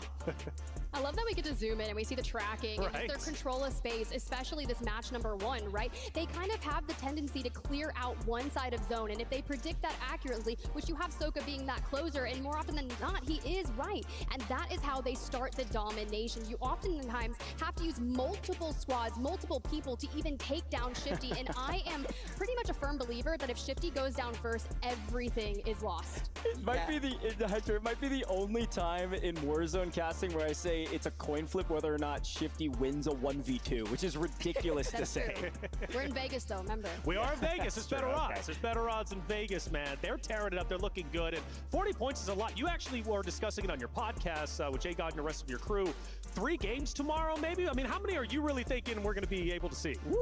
Coach asked me this a little bit earlier. Oh, did he? I think I said 6 games, I believe it was. That's right. Okay. I said 6 games. I mean, it just depends today, man. If they end up winning today and getting that 30-point threshold, but if not, they even get 2nd through 5th, I think things will get shaken up. Yeah, 30 points. I said 8 games. That's where I'm at. I think you were sitting at, bro, I want to see you guys work. Earn your paycheck. Yes. Okay, look, for the crowd, for the community, for everyone at home, I want 8 games. The more games that we get, it gets even more just interesting and on the edge of your seat. But if we're sitting here and we're like, let's be real, how many times have they closed it out way quicker than 8 games when they are firing on all cylinders? But however, I've never seen them drop less than like a double-digit game or right there at it. And they might have just done that, especially the team that dropped first in match number 1. And you have to think about it this way. When you start looking at that individual kill leaderboard, they're all sitting on 888s, which sounds great for Vegas, but I'd like 7s better.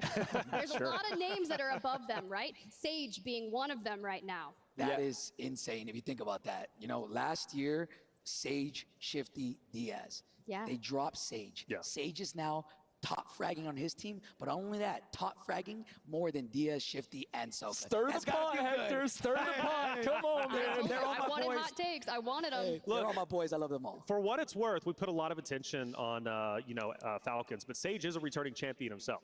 Right, he's looking to go back-to-back, and that would be a tremendous story. I mean, I love his story first and foremost, right? Sage is an incredible guy, an incredible player, and his story is incredible himself. But talk to me about your story, man. I mean, come on, you come in, you got Polish Check, you're doing these watch parties. I remember doing these, really World Series of Warzone last year, shouting you guys out because I'm like, I love what you guys are doing, and you've continued to grow. Where was the passion for watch parties? Why did you decide to start those? What's the story behind who you are? Yeah, so I'll make it quick.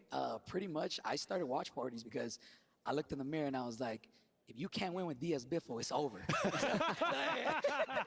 I got 2nd last year, or 2 years ago, World Series of Warzone, and I decided, you know what, I think I'm a better entertainer than competitor. So we started the watch party, started the podcast, and just honestly, it's been amazing. I think I found what I love, so.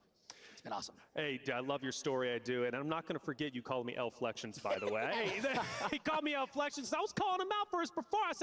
I said, why are you the lowest one on the team and everybody else is doing? But hey, you're doing the right thing, bro, and I love your story. L-Flections lives on, dude, and won't let it die. It's a special thing. Solo YOLO, though, is another thing we're doing, and that's going to be game number 7 today after the normal games have ended. Solo YOLO last year was incredible, and you were doing your own watch party once again there. Talk to me about Skullface winning the arena. Absolutely went nuts. Oh, man, that was absolutely crazy. I will say Solo YOLO is one of those things where the whole crowd is going crazy. Yes. The energy is just through the roof. Seeing Skullface win that, he was actually one of the people that a lot of people thought would win. Sad we don't get to see him here today or tomorrow, but hey, man, like, this year could be crazy. This year could be nuts. But that story with Sage, right, going through the gulag and then giving it to Skull, and then Skull actually wins. Like, it's just a beautiful story nonetheless. But I'm ready to continue to tell the story for the rest of the World Series of Warzone today. And for the first time ever in the World Series of Warzone stage, we've got 2 great casters, Dandro and Enigma, for game number 3. Hey, thank you so much, Reflections. I'm going to ignore when you called me big earlier for that premium gas right now. And Enigma and I here ready to bring you the hype for game number 3. We watched the first 2 games, man, and they have been absolutely electric. Yeah. Teams that we've been waiting literally all year long to come online are finally making their presence known. But guess what? Game number 3, I think I'm going to be the make or break for a lot of these squads. Yeah, absolutely. We are seeing some solid starts. I'm seeing like OMITU doing really well, and they talked about that on the desk. I'm not going to count my chickens just yet. We've got a long tournament ahead of us, and I have been saying throughout this that day one is an opportunity for a lot of these teams to kind of iron out their kinks. So I'm not ruling out a lot of the squads that have gotten off to slow starts so far. So yeah, a long way to go just yet. A lot of stories still to tell, and I can't wait to do it alongside you, brother. Well, we've seen some early aggression in both game number 1 and game number 2, and I have to wonder, will game number 3 continue that trend? Because it seems like it's really zone dependent, right? Between that game 1 and game number 2. I said it on the desk. I'm watching this kill feed, and it is just bang, bang, bang, bang, bang. Non-stop action all day long. These teams are getting mixy. I got a little bit of intel that, hey,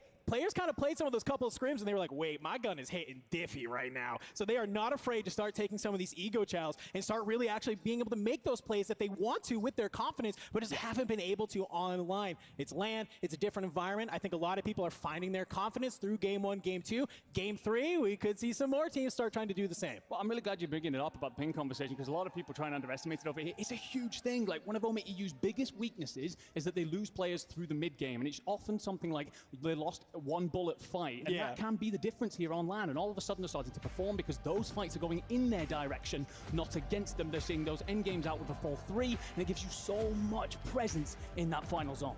Well, we're gonna have to see, is that the case here in game number 3? We're loading on up. The players are getting ready to drop on in Vegas. I've heard you get loud for game 1 and game 2. Let's continue the tradition. We're dropping on in to game number 3. Never mind, I lied. We are resetting lobby. A-okay. But that just gives us more time to talk, and if anybody knows us too, that's exactly what we love to do. Yeah, absolutely. We've been yapping a lot about Warzone this year, but let's go back then to talking about, some of the ways in which these teams are playing. And you mentioned the early aggression. Honestly, I'm a little bit surprised about that. I thought that it was going to be quite a bit slower here on LAN. I wonder if that will, evolve through the day, because a couple of teams that have come into this today have changed their landing spots dramatically. We've already seen a couple of these squads decide that they're just going to try and contest other teams for their POIs, and those POI fights obviously super important. We're seeing battles over by Bazaar, for example. That's one on between Panda. Having second thoughts on game night for tonight. Fight for top of High Rise that went against my Vitality team that I love so much with Noobs there, picking up the Better Luck Next Time medal.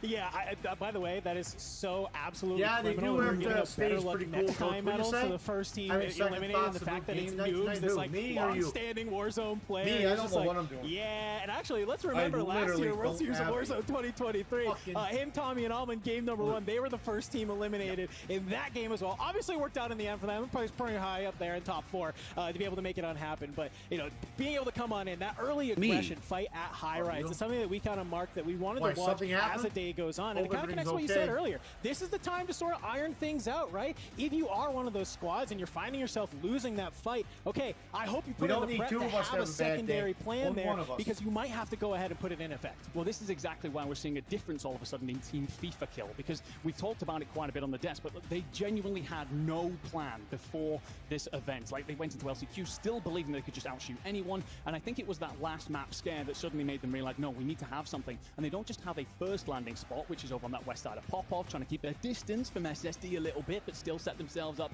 take advantage of the loot around there and the rotations that SSD like to take advantage of. But also they have a secondary if they need to regain, which they weren't doing before, and that is now playing in through the center of the map and just finding an area to lay low, get their loot together. So those plans definitely hugely important for these teams as we progress on through. It'll be interesting to see as well if there are changes, of course, depending on if you're losing those early fights. No, that's a really good kind of point to bring up. I hate to keep harping on this team, but I do love the progression we have seen from them. Being able to have that regain sort of strategy is so important. It's one thing to land at your drop spot. You get your loot, you understand the people who are landing around you, you understand your loot path, your rotations, your timings, all of the work you put in all year. For some of these teams, though, if that goes awry early on, they're kind of just stuck, like, looking at their hands, like, what do we do now? And you, like, are dropping back in from the gulag, you pick a random house and you're like, all right, I guess we're going to try and land there. We got some fun stats for you. Let's go ahead and look at them. We have our top 10 eliminations so far, Nimba. Let's go ahead. Let's break it down. Yeah, so I'm taking a quick look at this. I think the interesting one, actually, for me, that's going to stand out is Prodigy there in 5th. Not that he's not necessarily a slayer,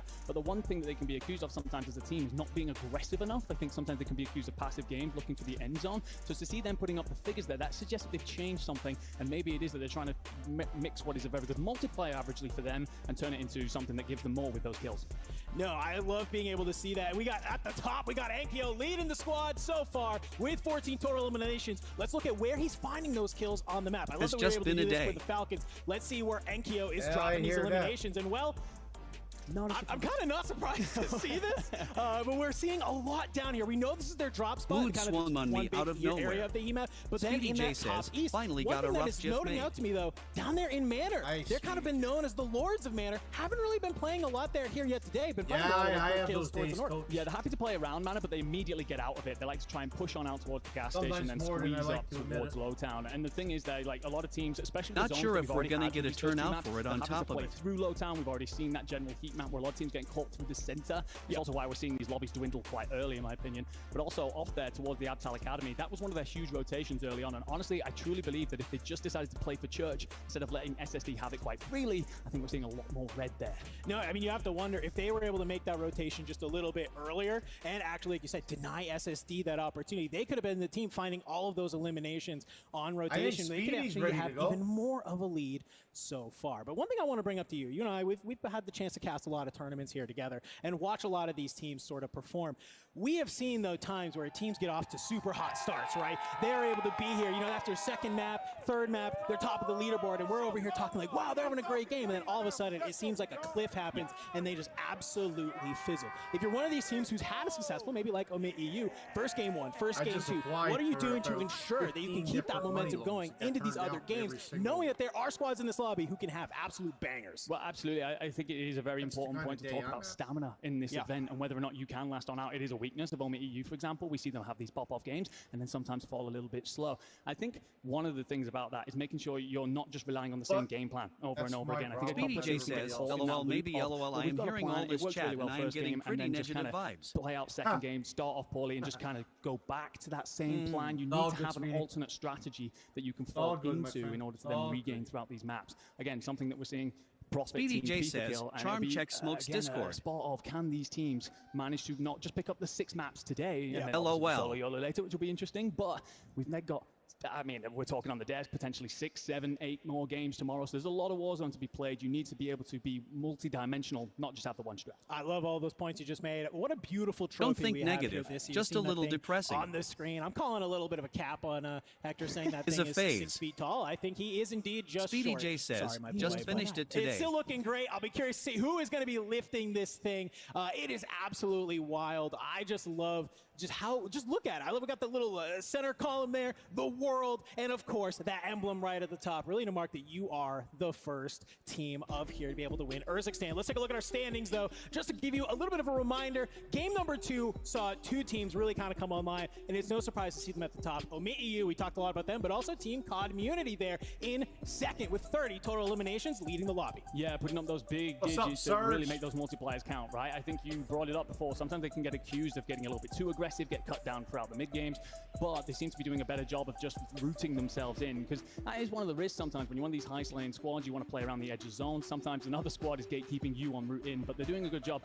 The one thing that does scare me about Dongi and Rational Scumming is they've been a bit inconsistent recently. Says, they've been a little well, bit sounds quiet, like but you there both was a need to go period for a walk, this get year some where we fresh had air, them down find a as the bench, and second just best team chill. because of how good they looked, how consistent they are. So all of a sudden, I'm sitting there going, okay, well, all this team suddenly finding their feet here, and could this turn into, again, a repeat of what we had before? No, I definitely think that is a huge show. I mean, very early on, I was one of those people as well, like thinking, hey, with their ability to have these performances, I'm going to keep saying it. If you want to keep up with a team like the Falcons, you have to be able to find these eliminations, and they are proving to be that team. My number one gripe was always their ability to convert that into a much higher average placing. Reminder, you may need folks, to make some more benches. If you are in second through fifth, you have a 1.8 times multiplier on your eliminations, okay? And that's the sliding scale, right? So you then get down to 1.6 and then 1.4. This team wasn't taking advantage of that. They were like dropping games where they had 18, 20 eliminations and literally having maybe a 1.2.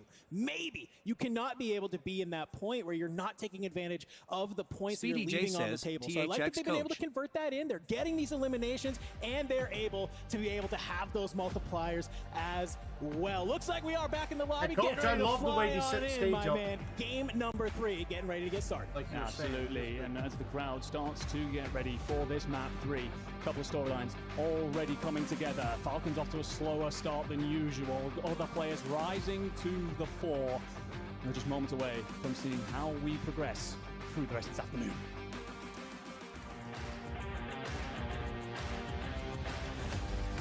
Presentation is nice. They killed it.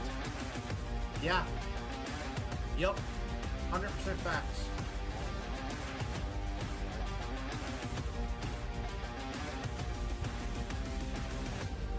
All right, we are here. Drop number 3 of Looks the World expensive. Series of Warzone Global Final here on day number 1. Surprising number of teams coming out on top in game number 1 and game number 2. Will be game 3. Bring us another group of squads who are finding their footing here as we're seeing our players drop right out of the plane. And we're already right into the thick of it, baby. We knew this contest was happening. It is COD immunity. It is team vitality. They are just continuing to butt heads as dogging. Heavy we know what he duty can in the do. wording. First elimination. Yeah, we've been watching a lot of this contest recently around the high-rise building, and this is going to be the Vitality squad, but with noobs instead of Enxion. Price how much it would be if you had to buy the wood? Recently, it's been going the way of that Vitality team, but I do wonder what kind of effect having to bring noobs into the last-second sub is having here, and especially when these tight fights. Definitely need a lot of chemistry. Unrational punishes noobs for floating on down, and another slow start for Unrational. That's going to make it 3-0 to COD immunity on these fights. Yeah, they are doing a great job being able to hold down this high-rise building, and I think the under kind of tone here is that, yes, obviously you get these early eliminations from this contest, but you actually gain a lot of space on the map, too, to be able to rotate on out and just kind of figure out where you want to go on this zone. You can glide for so long off the top of these buildings, and you're able to kind of chill out, wait to see where that zone goes, and then start rotating. Back on the other side of the map, though, we can see the Las Vegas Inferno. Speedy J I know says, they're here yeah, in the that building, was what I think in looking to Christ, get like loud I bought for their everything. team, and it seems like so far early on they are trying to find some early success against Cloud9.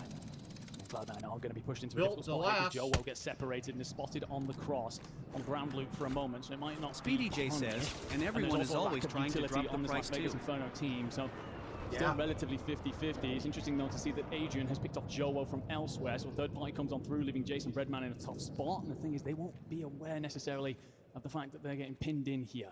Yeah, this is. Speedy J says, yes, it will last. LOL.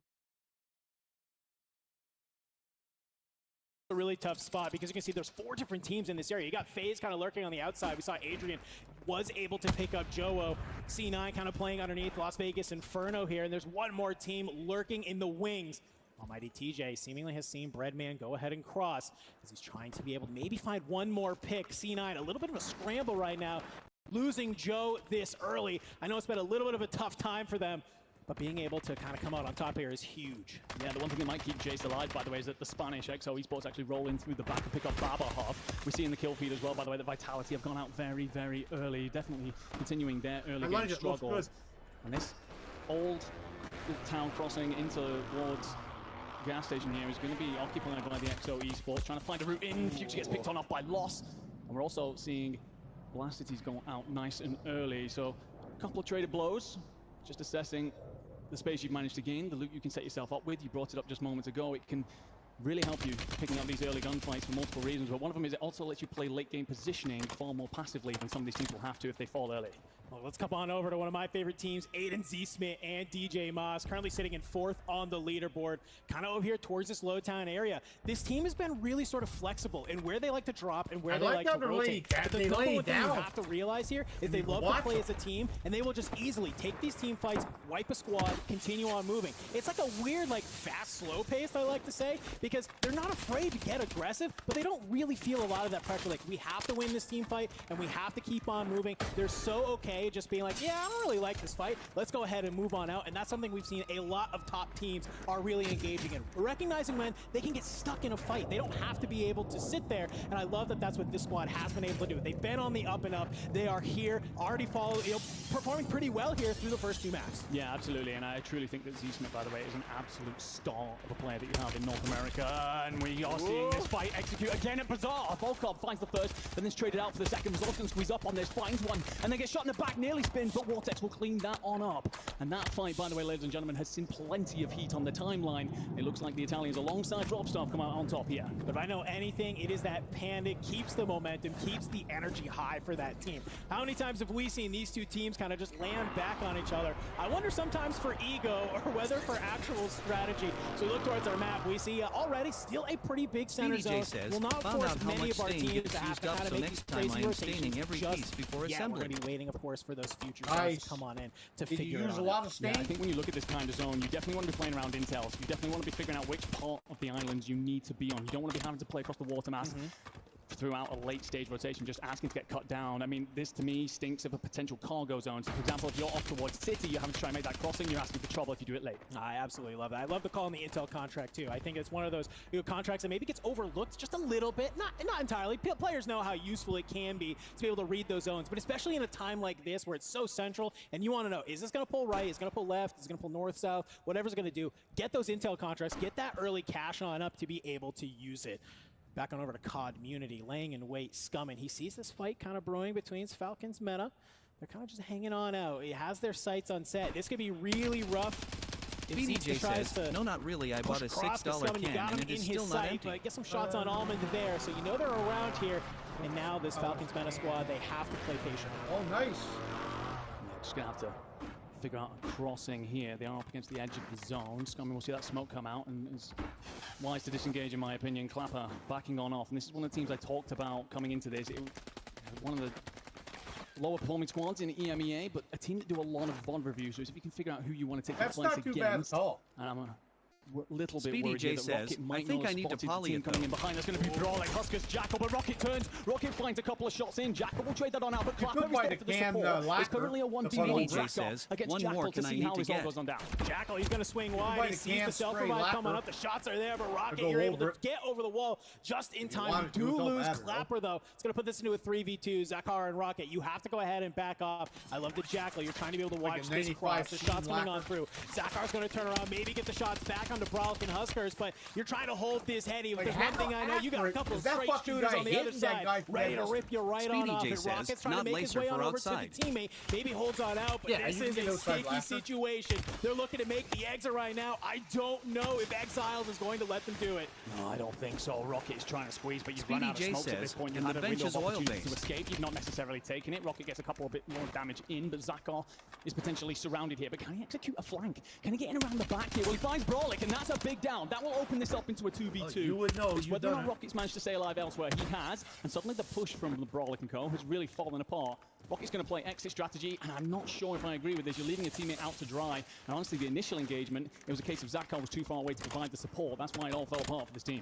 Yeah, well, at first I was like, I don't know if I like this. Play with your teammate. You just got a knock. Play the 2v2, but look who's been able to move on in. It is Omit and A. They are here. We saw in game number 1, they kind of tried to do something similar, right? Over towards that Bazaar. They made this late rotation on in, tried to be able to take that fight. They unfortunately just basically get reverse slammed and get sent to the gulag immediately. Not letting the same thing happen on here. Hoping to maybe pick up some early fights, but I love what Huskers and Jackal have been able to do here. They've made this read that, hey, Omit and A's got to be around here somewhere. Let's go ahead, let's sit into the building, but let's check in with our Falcons, the team that we are all looking towards as well. They are over here at the place that we expect them to be, Pop-Off Power. Yeah, absolutely, but they are without shifting. We will need to bring in the buy. Of course, they are absolutely loaded. So much money in the pocket whenever they're available here at Pop-Off. And the one thing is you're rotating back towards a squad here. Panda and co, they might decide to third party this. Very aggressive team typically, so if they see this buy, that's a signal flare going up in the sky. It's whether or not they get squeezed up on. We're going to get a look back here at our zone. That's a big-ass continues map. to squeeze on in towards the center. There's still plenty of water potentially splitting these islands. So for me, you've got to continue to get ahead of the curve and try and figure out what the end game is going to be. Yeah, I like what these squads right in the middle are doing. This is what you want. If it pulls cargo, you're feeling pretty good. If it pulls kind of down towards the soccer field zone, potentially, you're looking pretty solid. If it stays on you towards Old Town, hey, you're sitting pretty. I love that to be able to have as we start seeing some absolute shenaniganry happening with our eliminations. As we're starting to see some people's already hit double digits. Yeah, Echo hitting 10 is absolutely insane. I'll come back to that because it looks like all of a sudden the French are in trouble. But before that, I believe we've got an interview from Miles up on the stage with Face Black. Thanks very much, team. Real quick, we get into this with Fast Blast, not the man I thought I'd be speaking to. Game 3 didn't go your way, man. What happened? So our normal hotspot or drop spot wasn't in zone, and we have a different spot, and we actually killed the top team in our spot, which was like noobs in them, and we killed them, and we get instantly third-partied by Almond's team because they had loadout, we didn't, and then we all just lost Gulag. I mean, Gulags are relatively more like 50-50-ish. Anything can really happen, and unfortunately, we lost all of ours. I mean, this happened to TB last year from Mazra. You know, Almond and them were probably the best team going to the tournament, and first game, they got dead last. And then they had a great run. I mean, I'm not too worried because this is just for points for tomorrow.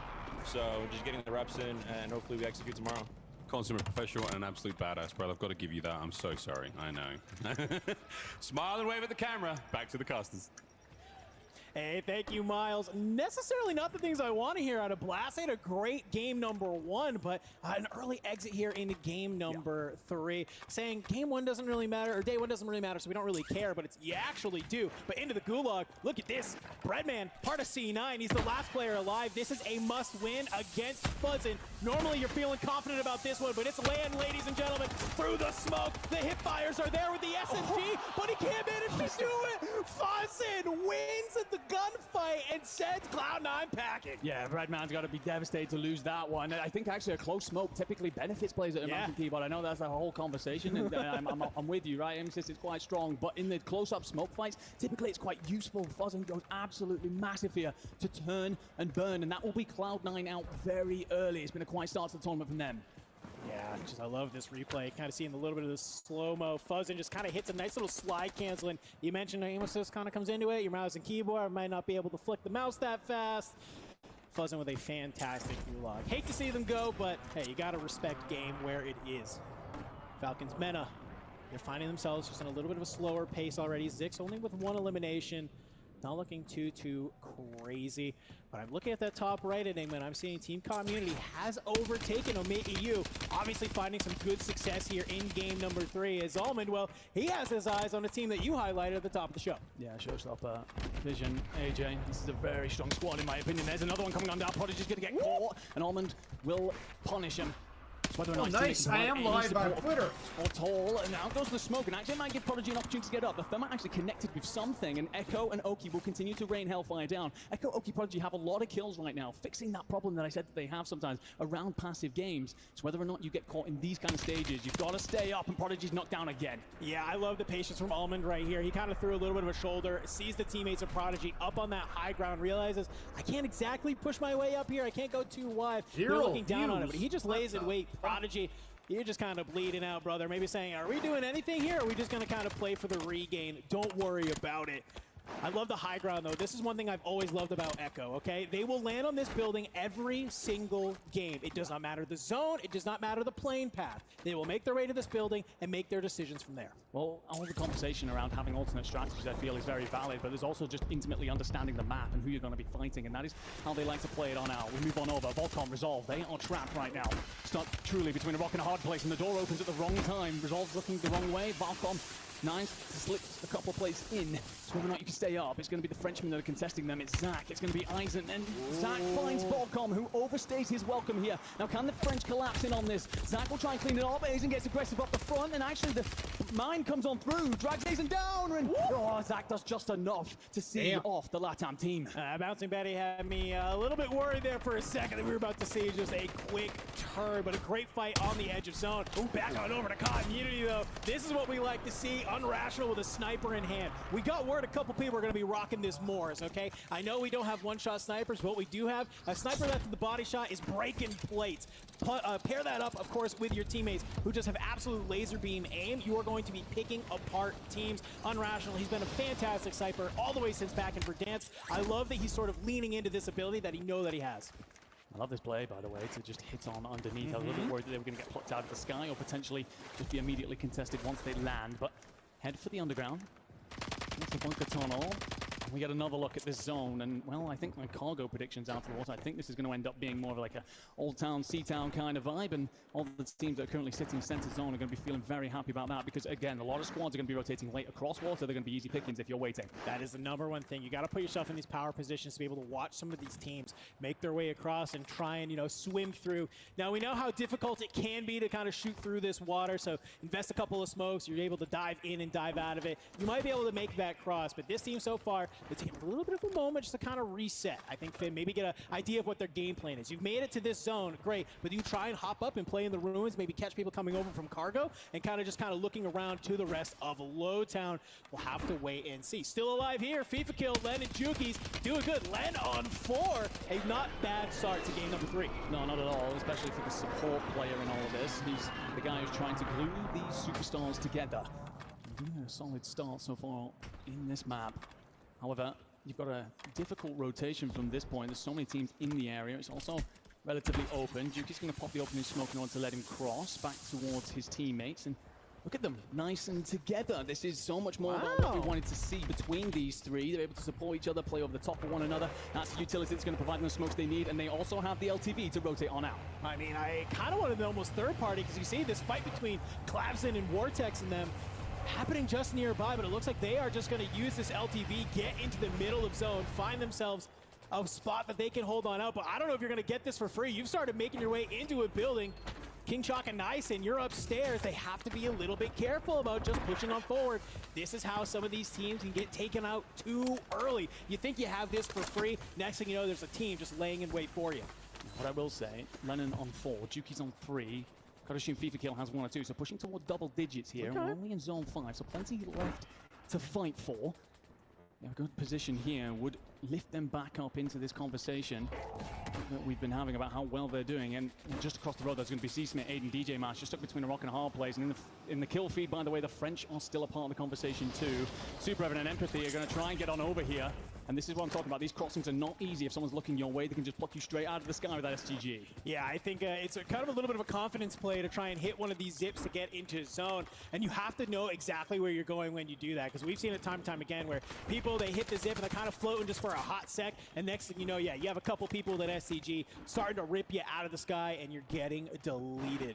So I'm glad that they're able to do that. They've found themselves a little bit of a home here. A lot of players finding their area that they want to hang out, that they want to try and hold out here. One of those squads we just saw was Aiden Seasman and DJ Moss. We saw them in the last game. They had moved forward to find their spacing, and now they're doing here as well. But the Falcons on the other side, they're going ahead to start fighting this team we saw at downtown. Prodigy, Oki, Echo, they're trying to make it happen, but unfortunately, it looks like maybe just a little bit of a third party came in. We can see Scummin actually picks up Echo. Yeah, I think that's the problem. They step outside the building for a moment, and Scummin's going to see all of that coming up on the mini-map, all of that noise, and take advantage, just picking one up. And I do think that that is why the Falcons have stayed alive. And look at them try and make a very difficult crossing through open territory. Multiple smokes going out at the same time, so a little bit of a miscommunication there. You want to have as many of those for your crossings as you can possibly make. This is how they play. Very direct, very straight through the middle, hoping that no one sees them cross. Ghost said it for those first 2 games. I'm going to echo his same statement. For free!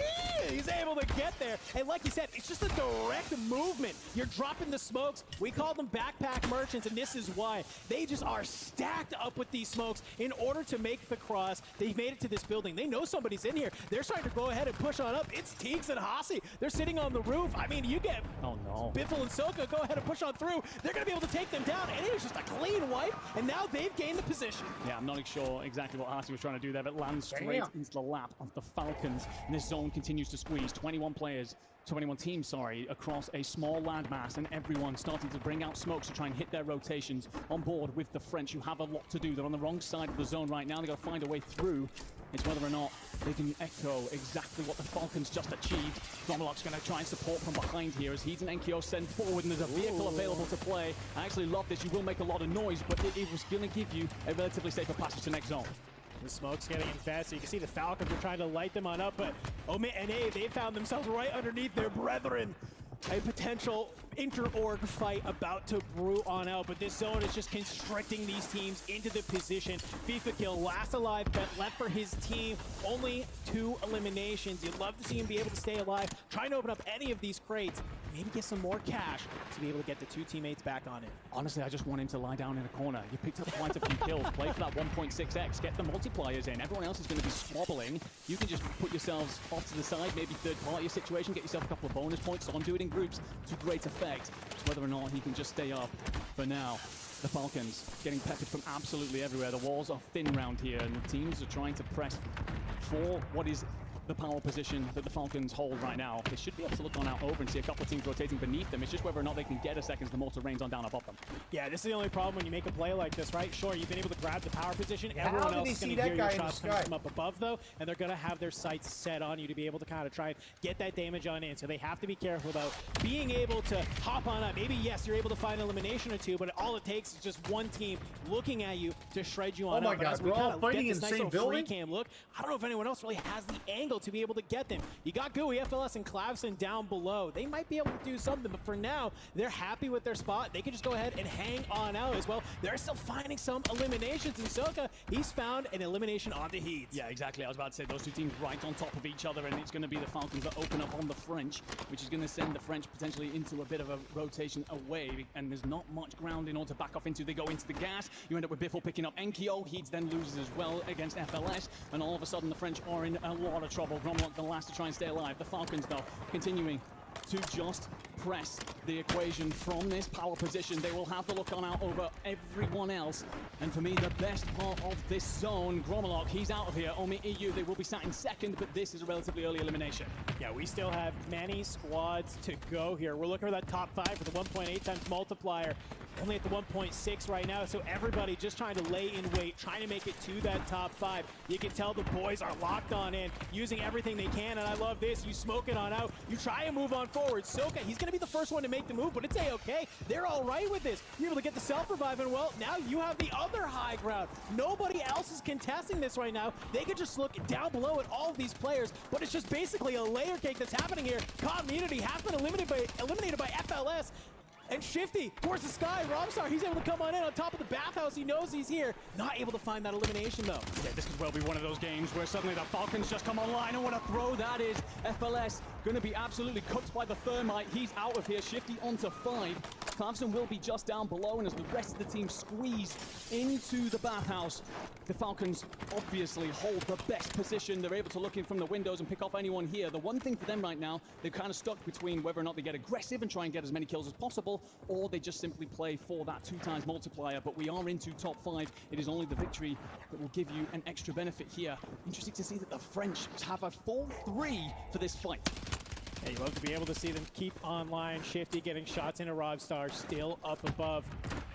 This kind of looked like a slow game across the board for everyone, okay? And so the fact that they are able to still make it this deep with a solid amount of eliminations is crucial. They find Robstar, so that's going to stop them. They don't have to look above them anymore, right? All they have to do is focus on these teams below them. 4 teams remaining, and well, you got a couple there, but it's Nate Dogg on the inside alongside Destroy, trying to make this fight happen on out. The hip fires come on through. You're able to find 9 at King Chalk. You get the trades on it. Destroy is there. Going for the res on the Nate Dogg. King Chalk, you got the self-revive. It's not going to be allowed to happen because look who's already there to play spoiler. They are indeed. Zach 7 will pick up the remainder, but it is a 1v3. The Falcons holding the high ground. waiting for their opponent to step on out, playing with their food. They will get aggressive, they will clean it up, and the Falcons take map 3 here at the World Series of Warzone Global Final in Las Vegas. We talked about a slow start, we talked about whether or not they could come online. It felt like we were simply delaying the inevitable. And there we go, ladies and gentlemen, a prophecy fulfilled here in map 3. No, this is exactly the type of game you like to see out of them. It is no surprise to see them maybe take a game or two, read the lobby, feel how they're going to go ahead and play. Now, I won't even say slow start because they were still finding eliminations. They were still doing pretty good, but this is what you like to see. You like to see them to be able to kind of work together to figure out, even in these slower sort of matches, yes, maybe it's not the 25 kill win that we've come to expect from them, but what it is, it's the momentum starter, and we're only after 3 games in. We got 3 games left here today, plus our solo YOLO. I would not be surprised, though, to see this to be the match to start the fire. Well, we saw this on Tuesday, right? The last bit of practice that they got before we flew out to Vegas, and they got off to a very slow couple of games initially, and then once they got that one victory, they went and had 3 back-to-back. So it's whether or not we're going to get a repeating of this going on. It starts to become very concerning for anyone else in the lobby when you see that the Falcons have come out on top. Yeah, I gotta imagine that zone really kind of caused a lot of chaos from them too. I loved that end game sort of play that they had though, where we saw Ahsoka make the first cross, and yes, while you do get laser beamed out of the sky, he goes down, the teammates are able to follow it up, you get the self-revive, and really at that point, they just have to worry about Robstar, who lands above them, and once they take out Robstar, it's like, all right, we literally only have to worry about everyone that's below us, and then I think they were fully ready to go for a heal off there against Zach. Thankfully, that's not exactly what has to happen. Yeah, absolutely. I think that with the Falcons there as well, it's not a surprise to see them take multiple high grounds throughout that, the power positions, of course. We're going to get a quick look here at our last stand, and, well, Romalot took himself away in a corner. It was a tough map for Omit EU. Feel like they put up quite a bit of kills, but not getting the placement that they would have liked. Yeah, I mean, here's that play I was talking about. You can see while this flurry of chaos is happening down below, it just allows them to move on over. Shifty gets this excellent pick onto FLS, and you got to imagine that was sort of the unraveling of Clapson and Co. They tried to stay alive, and this was a great fight, by the way. Nate Dogg going up against the French here. Tries to be able to find one. It's a little bit of like a third-party central. You got these 3 teams trying to battle it out. Nida tries to stay alive. King Chalk makes the trade, but it's ultimately the French at the end who comes in at the last final moment, cleans it on up to put them into second. Yeah, what is interesting about that whole fight is that the Falcons looking over the top and then putting bullets into the French triggered that entire occasion. So it was them just trying to dwindle down the lobby, bleed it on out so that they could just take the 2 times multiplier. And yeah, again, they put in the bullets from above and managed to set off everyone else squeezing into the same room to be cleaned on up. And once they see the amount of players in the lobby just dwindle down, they're aware that they're the only full 3 left in that fight. They can just push on up. They can just do whatever they want. But hey, guess what? It's something we've kind of been waiting for all day. No surprise to see them take game number 3. Let's head on over to the stage so that way Miles can have an interview with the man himself, Biffle. Thank you very much, boys. The prophecy fulfilled. Congrats on the big win. Points are still good. The standings have been all right. You finally got the win. How's the camp feeling? Yeah, I mean, honestly, we're just trying to find our feelings still. Obviously on LAN, people are playing for $1 million, so it's definitely playing out a little slower compared to like the online tourneys and stuff. But yeah, we're still trying to find our footing. Obviously, we got that win with like 13 some kills. So yeah, I mean, we're just we're still trying to work it out. Speaking of working it out, you don't have that many games to work it out. I mean, how do you do that in matches? You know, obviously one of the best players in the world, but what advice would you give to folks at home trying to find themselves in a similar position?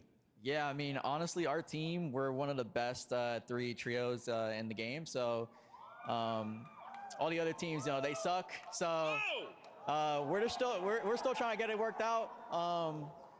But yeah, I mean, it's honestly just taking it slow. Trying to breathe in between games. I know Soka's telling us to breathe, you know, keep calm and all that stuff. So yeah, honestly, keeping it calm and yeah. Dude, Rowan, thanks very much for that. Any final words you want to say to the fans? You've obviously got a lot of folks in attendance, a lot of love for Team Falcons, what you guys are doing. What would you like to say to them? Yeah, man, I appreciate you guys being here. Thank you guys for showing all the love. We hear you guys. Trust me. We hear you guys through the headsets. Keep it going. I love you guys. Thanks, man. Good luck on the next one. Over to the desk. All right, Miles, thank you for that. Biffle saying all the other teams suck. That's that confidence Falcons have, man. And I was saying at the top of the show, Repo's like, Falcons, they all individually have the most confidence out of any esports player I've seen in quite some time. Talk to me about that confidence and their unwavering faith to consistently win. Yeah, man, look, they are, without a shadow of a doubt, the 3 best players in their respective positions, right? So when you have that confidence and when you're winning 30, 30 out of the last 34 tournaments. Yeah. I don't know how you can't have confidence. So I don't know, man. Those guys just built diffy. Built diffy indeed. That's a tremendous win. We go through our replays and we start seeing Falcons and how they really start setting themselves up for success. And Tiff, I actually was overhearing you. You were saying, like, look, zone number 6, Falcons are rotating in for free, and you literally called the game with 21 teams left. Yeah, as soon as I saw that rotation in, I was like, they're winning from this position. They rotate in, they take that initial team down, which is XTH, which is from our APAC region. And it's hilarious because, you know, Shifty yesterday on the pulse check was saying that XTH potentially wanted to contest them over at Pop-Off Power. They're seated right next to each other. And I wouldn't be shocked if after that, Shifty was probably like, oh yeah, guy, like, what up? I told you I was coming for you. But the moment they take them down, there's only a few threats in the area. And it's Omid EU, right, that tries to lay siege to that building, recognizing the power of that position, because high ground is great. And like I said earlier, if you take it a bit too early, it can be risky. In that case, it was XTH. And Falcons, well, they're the boon of that. They talk about that double-digit eliminations, and here's where they take it. This is where XTH loses in. Omit EU, they try to go in from that bottom. We invest the bunker buster to try and throw a bit chaotic moments into it, but they just cannot get things done. The Falcons are one of the scariest, most consistent fighting teams, and if anyone can do it, it would be that Omit EU. Talk about a little bit of revenge here. FLS down below getting taken out by the Falcons, right? That team's been dominating, though. They've really come back after a frustrating start, but a crazy another stat, that Zac team had a ton of kills. Also, that's the team that lands closest to the Falcons up at Pop-Off at that gas station, Hector. Yeah, look, the biggest thing that these guys do that not a lot of teams do, we've been watching so many POVs, so many scrims. Falcons, they always play for the win condition. A place where they think the end zone is going to end. That one right there, that one gunfight, won them that game against FLS and them.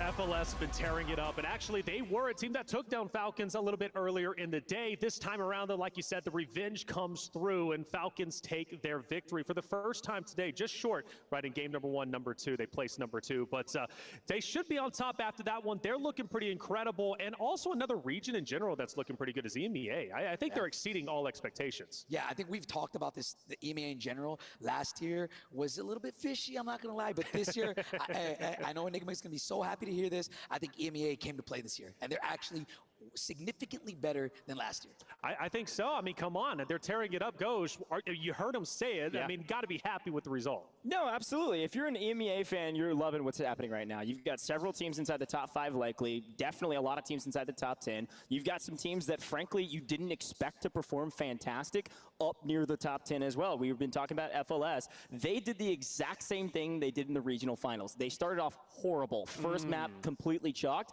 Guess what they did in the regional finals? They were top 10 every single game after that, right? And now they're doing it again. They get 6th place in that one, barely missing out on some multipliers. Watch out for that FLS squad. They could squeak into the top 10 and walk away with a sizable amount of points for tomorrow. And not to mention, Community has also been an incredible team, too. Oh my God, finally. Look, leading up to all these tournaments, going into the World Series of Warzone, I have seen the Falcons fall, and it was towards this team Community. Back then, they were competing as USD on Rational, Scum, and Dongy, but talk about it this way. Not only that, they pick up Tommy to coach them for the Global LAN Finals, someone that has such a historic in the competitive Warzone scene. So adding that into the mix, we can already see the changes. I called them a slow burn in game number 2, and they usually pop off in games 3 and 4. We've started early in a 6-game series, and I wouldn't be surprised if they're still at the top of the leaderboard, because I think I saw Dongy with like 20 eliminations. He's at the top. He's got a gunny. Hey, talk to me, Hector. I want to hear your perspective on this team, because these guys are slayers, but when it doesn't work, man, they're trash. And I think it's that win off the drop spot, right? That high-rise win has been setting them up for success. For the last 2 to 3 months, or a month, they've been losing their drop spot against Stuo, Enxian, and Patsuka. Today, they're winning them all. That team, I'm telling you right now, they have the world record for the most kills in a custom game. They have the slay power, but they just need, sometimes they need a click. They need that team chem. But when they do, I've said this before, we've talked about it in the podcast, they can shoot. Oh, yeah. Has there been a team, though, that you've been watching that has underperformed for where you expected them to be after 3 games? Oh, man. ran down here as soon as that one ended. But I think Brett and them, I expected Brett and them to do a little bit better. I know that they said that when it came to the actual LAN, it was going to play a little bit slower, and it has. But I do think that that's a team that I expected to always be in the top 10 no matter what, top 15. I don't know where they're sitting at right now, but I know they died early the last couple games. So yeah, and it's worth mentioning too, we see Cloud9 change their drop spot for LAN, right? They actually land over by Old Town. They're running into likely FaZe first. They obviously ran into Destroy, and Destroy came out on top of that as well. You see Destroy in the final 5 there as well, also in the same area. So that Old Town, Low Town start has been pretty dang hot, and Cloud9's not getting paid for that. Well, speaking of landing spots, let's actually look at a heat map of all the landing spots throughout the 3 games, and clearly there's a lot of hot spots there. Tip, walk me through these landing spots and what we've been seeing and what makes sense from this picture. Yeah, as you can see, if you look down towards the southwestern side of things, that main building in Zaravan City, and even a little bit of Quadri Shopping Center, those are some of the areas where the large majority of our squads are landing. And as they rotate on out, the majority of the times we're going to be hitting kind of that C-Town, Old Town. So of course you're going to have a large majority of fights there, especially with our last circle in match number 3 ending in that area. So all of the action there, specifically when you think about the high ground, is like, just think of all the damage that you acquire through that, because it's like, dude, I could shoot for days towards the high ground and I'm just farming, and you gotta go through it. Yeah, I mean, look, that place, I love that the end game last one was there. I called it literally second zone. I was like, this end zone is gonna be here and it's gonna be crazy. That might have been, I could be wrong, the most players we've had in the end game as well. So you're right. That was great to see. Hey, Repulse, it's been great having you up here, picking your brain, man. And obviously, you got a lot of passion for the scene. I love your watch parties. You're going to continue to do them not only for today, but also for tomorrow, and then, well, for, I guess, all eternity at this point. We don't want to let you go, man. One might be retiring, but you better not, dude. Is there anything you want to say to the crowd before, well, you get out of here? Yeah, to the crowd, thank you guys so much for being here. I know each and every one of y'all just know I love you guys. And Speedy J says, taking off might come back later. So every single one of y'all sitting here, just know Speedy, you guys make a difference. Evening. And I love you, and the whole competitors love you. Hey, thank you guys. And we love you too, man. Thank you so much for coming up here. We really appreciate it. And for all of you out there, CT Red, they've been grinding. We heard the passion earlier today from Amir. Let's hear a little bit more. Much appreciate it. I am here with Deus Amir from CT Red. My man, it is great to see you. I got a question for you, though. You got to talk to me about the qualifiers for LATAM North. It was a crazy journey through that qualifier. Talk me through those final moments that got you into this space here. We had to go crazy to qual, and it was magic. It was total magic. I don't know, we've been in tough situations before. I'm very proud to say that in most of them we've been successful to come back from them, but yeah, I love my team. A final question for me is mostly just about resiliency, your team, and what representing your region is like. I keep competing because I love it. I'm really passionate about it. When I started playing Call of Duty, I was like 13, and I was just playing, like, trying to be like my heroes, Scumpy, Formal, and them. So for me to be here today, like, about to play in a huge stage in front of a lot of people and representing my region, it's a dream come true. So one of my favorite things about your team is consistency, but also your passion. Look, I'm gonna poke at the bear a little bit. I've got a chance to do some blind rankings with you, okay? So all you're gonna do is you're just gonna rank these players I name 1 through 5, and you don't know the rest of the players. So you just place them wherever you think, and we'll see how it goes. All right. This will be a clip for the timeline for sure. Somebody's gonna get mad about this. I'm gonna start with a fun one. We're gonna start with Sage. Ooh. You can place them 1, 2, 3, 4, or 5th in our blind ranking. You don't know the other players though. I'll put them number 3. Number 3, right in the middle. Okay, respectable. Sage, a good player, obviously. Okay, next up, Enkyo. Ooh, I would say 2. 2, right above Sage. Yeah. Yeah, young player. I know, you know, they're on the other side of the map from you guys, but they will rotate over there, and you guys fight them a lot. They're good. Okay, FIFA kill. Ooh, my boy Fev. I don't know. Early guess prelims start at 7:30. His gear, but I think 7:30. Yeah, there's only one fight, right, for the early prelims. This has not been like his best gear competing, but I think he is like S tier. He just gotta play. Or did I see that wrong? Next up is Deus Amir. Ooh. You got 1st or 5th? All right. I'm putting myself 1st. Okay. Look, give me a shout about yourself. Why are you guys gonna win it all? Yeah, I mean, we've been sticking together. We're really passionate, and Yeah, that's what I thought. You'll see. You'll see tomorrow. You'll see tomorrow. Okay, final player. We know where they're going to go. What? Shifty. Ooh, my bad, brother. I'll plead you 5. Shifty, the worst player on our list. That was blind rankings with Dave Samir. Shifty's not winning it. It's Dave Samir and CT Red. Dave Samir, thanks so much for coming in, man. I'm so excited to see you all perform tomorrow and the next day. Thank you, brother. Cheers. Yo, give more spots to LATAM North. You heard it here first, or probably not first. You've heard it a lot. I agree. Check out LATAM North.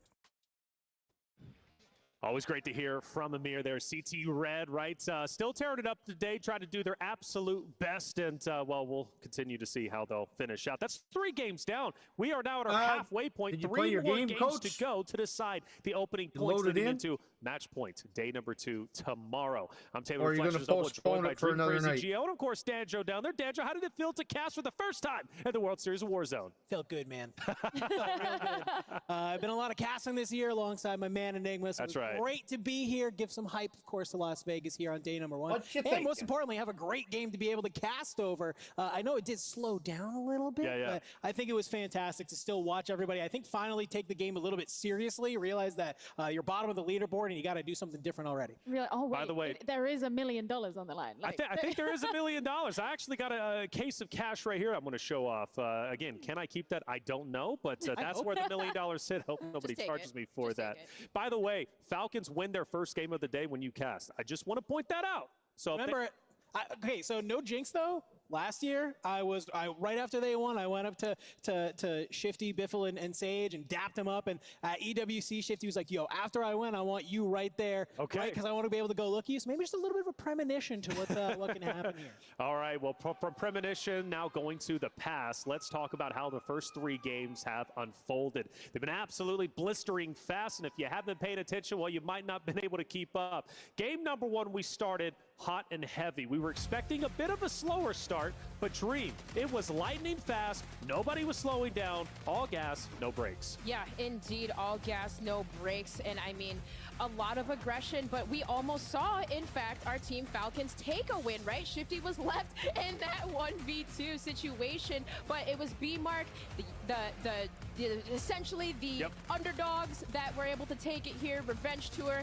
and that was an impressive win. It was B-Mark, J-Tech slide. They take game number 1. I mean, we weren't expecting them to do so, but Danjo, they made it happen, and that was probably the biggest surprise of the day. No, it was the biggest surprise, but it does also tell the tale of the rest of the day, because yeah, you win game number 1. I love it. It does a lot for the players, but you win game number 1 with 7 eliminations, and they were in like 8th after that first kind of game. So it's like, yes, it's great. I love that, but you have to have those eliminations if you are going to be taking on games. It's still a great start to the day, though. And Gio, game number 2, Omit EU. They come out, man, absolutely frying. They had the ego, but the ego paid off. Yeah, I mean, is it too on the nose to say it was all guns blazing? There you go. Like that's what it was. Very literal, right? But it's exactly what happened. And I actually want to touch on something that you just said, where you were like, you know, you win the first one with 7 elims, and like you're still kind of coming out 8th after that. But that was something that we saw after drop number 2 as well, because we had teams like Team FIFA Kill and like Falcons who did really well in that first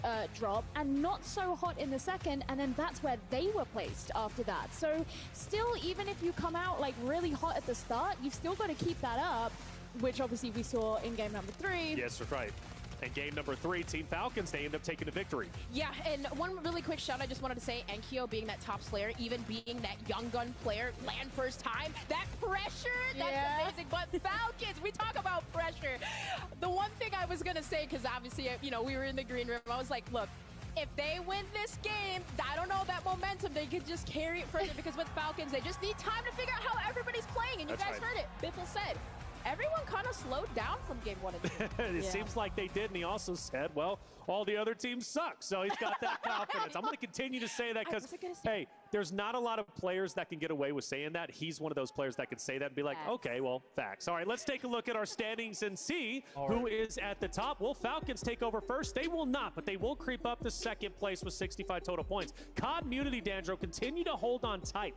68.4 points. They have 42 eliminations, so even though they're not necessarily getting the placings, they're getting the elims, and they maintain first place. No, this is what I love to see from this team. You want to be consistent. You want to play game over game. And like I said, said, I mean, the Falcons, yes, off of that win, you kind of come online, they jump up the leaderboard to second, but Community, we know what's capable with them. So now, even if they just stay neck and neck, that's really all I want. I just want somebody to try and basically give Falcons some trouble. Make it not easy for them just to be at the top of the leaderboard and take all this pressure off themselves. They actually have a little bit of pressure because even though, yes, you are in second with 65, not too far away, Omit EU, you're only 10 points behind. And you know what? You just got to, okay, Don King, 20 eliminations, by the way. Insane. Insane indeed. And it's a lot, and that's why they're up and where they currently are. I want to shout out Omit EU, Echo, and then we also have FIFA. Look, EMEA, and I asked Repulse this, and Gio, EMEA has truly been tearing it up today. They are without a doubt a constant conversation. You got to be happy with that result, and we could see an EMEA team win 40 points today going into day 2. Yeah, I mean, actually, you just mentioned one of the teams that I was going to say I'm really going to be looking at, and that is Team Echo, because they've been in those top 3 kind of situations in the drops that we've had so far, but they're kind of sat in 4th place right now. They've been playing really well, and they still just got to pull through and have that 1st place finish, which I believe very strongly that they have in them. I think they do, and another team that has just been great is FLS. They've been a consistent talking point. Now, granted, Falcons did get the best of them, Dandro, but FLS has also been another team that I don't know if you were expecting a lot from them, but they gave us a lot from today. I wouldn't say I was expecting a lot from them, but I was really curious to see how they were going to do on land, leading up in a lot of the scrims and tournaments and things. They were kind of, nobody knew about them until the last month, it felt like. And then it was in the last month, they really came online. They really started actually being one of these teams that could perform really well, off ping, mind you, might I add, in a lot of these scrims. So when that happens, you're kind of always now having a little tuned into the radar of what this team can do. Now we're seeing them being able to take fights, being able to lose fights and then regain on a different side of the map and still have a fantastic game. It's these sort of movements that I look at for a lot of our teams to kind of say, okay, you have what it takes to be at the top, and it's just a little bit of refining for them to be able to get there and stay there. And also, they got humbled really early, which is kind of a nice way of starting off. I'm watching the sale of the UFC. Hey, might as well get it off at the very start, right, Dream? Oh, no, exactly. And, the one thing I love about them, too, because obviously all 3 of them have land experience from last year. Coming into this, they had some uncomfortable moments, but the thing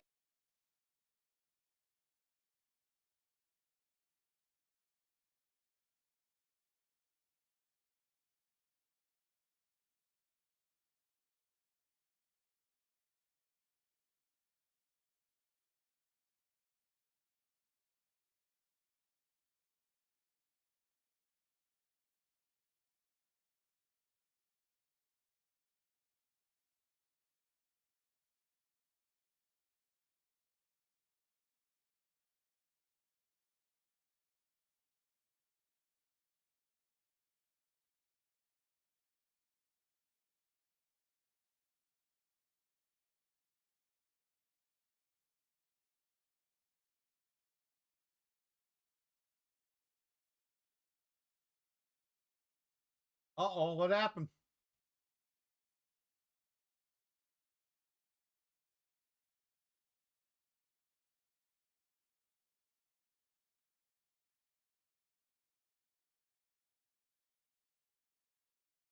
Did I lose my internet?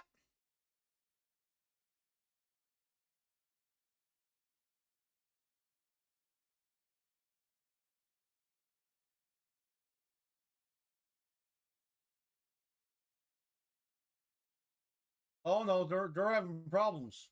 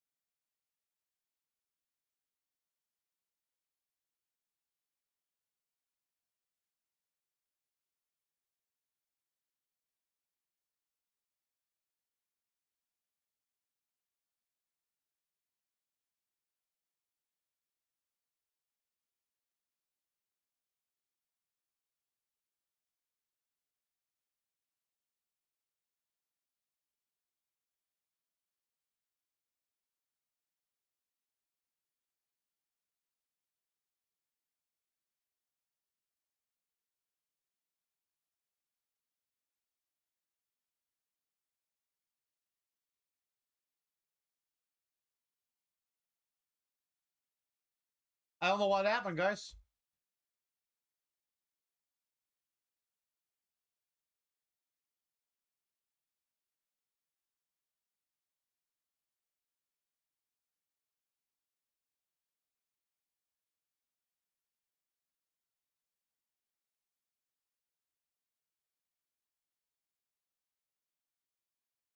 What happened?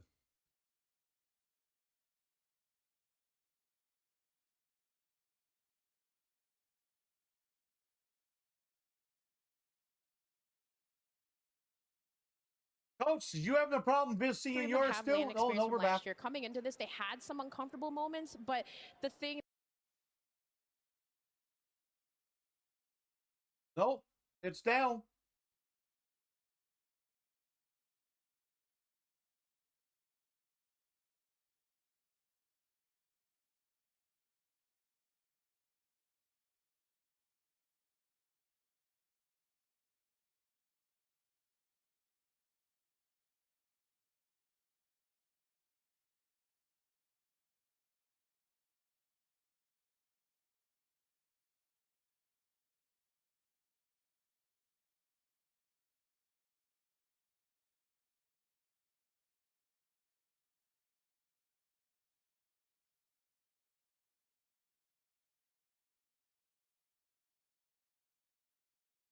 I don't know if it's me or is it them.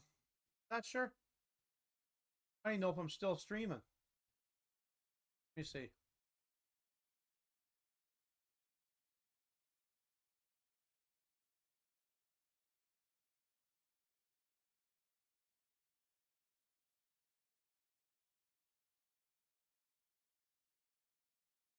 No, I think I'm still live.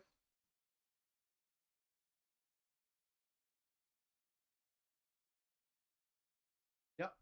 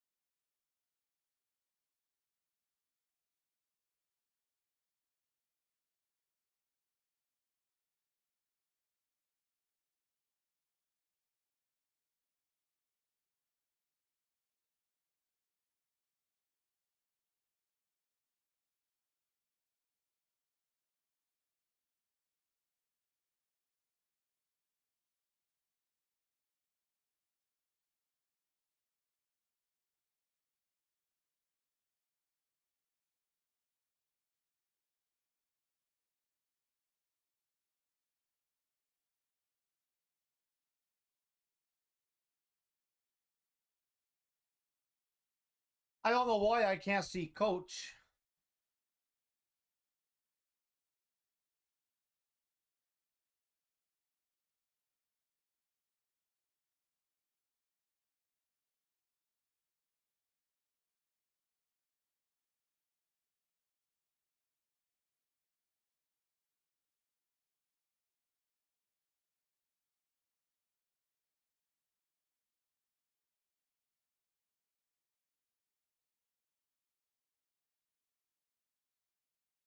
Because I'm a ninja.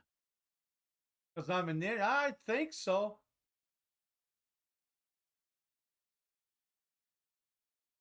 You maybe. I am watching UFC though in Discord. I just tried to add you to the channel to make sure you were there, but I couldn't find you. And I don't know what's going on with this fucking... this game. The World Series, is it over?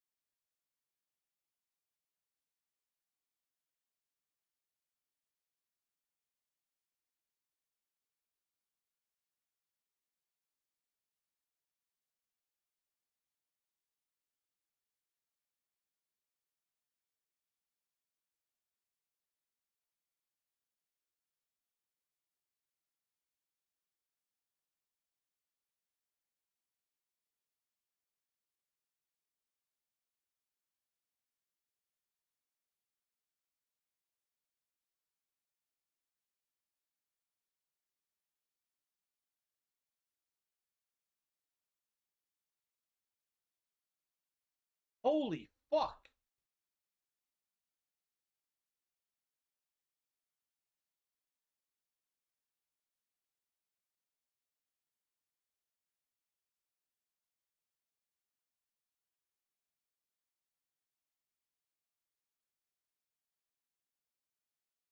God damn. They're talking about the fight tonight. And they're showing how the Apex was built and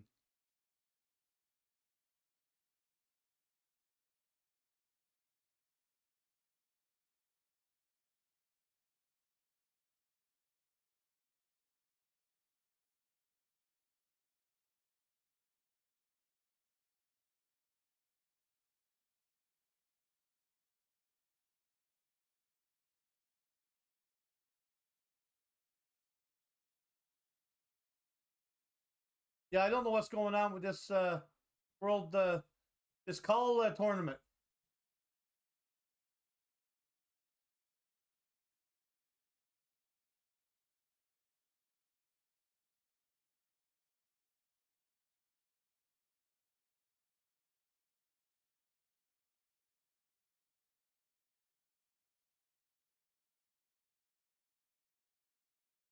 Coach, can you see it too or no? Have land experience from last year. Coming into this, they had some uncomfortable moments, but the thing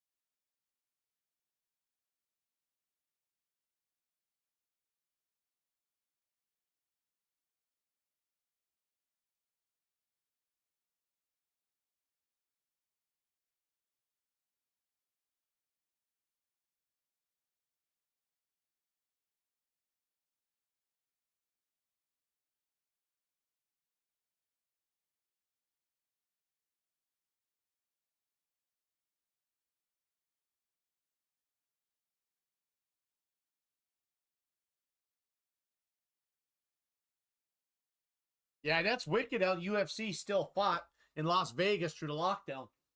God bless Dana White.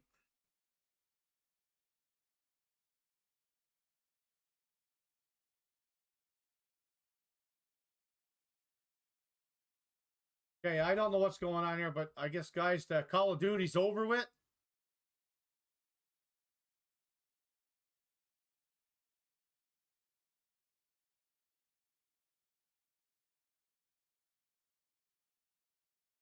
Wonder why it isn't working. Is it down for you too or no? Or just me? Is it just me?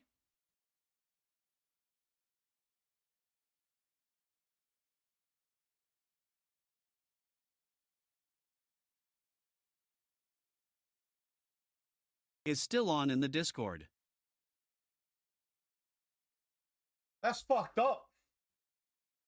I can't get it. three of them have land experience from last year. Coming into this, they And had everybody some in chat is uncomfortable complaining moments, about it. The thing Up, wait, now it's doing that. Yeah, it starts. If I hit refresh, it's just bang, bang. It's on there and it seems. Okay, good, good. Oh, it's back.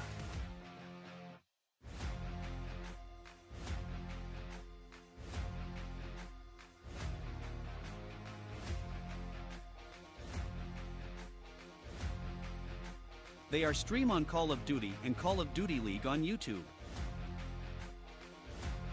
And Twitch. Wonder if those other streams went down. Yeah, probably.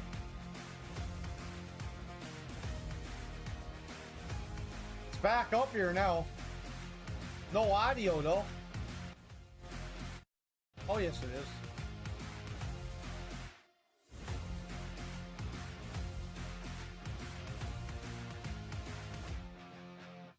Just dropped 4. coming up in 2 minutes.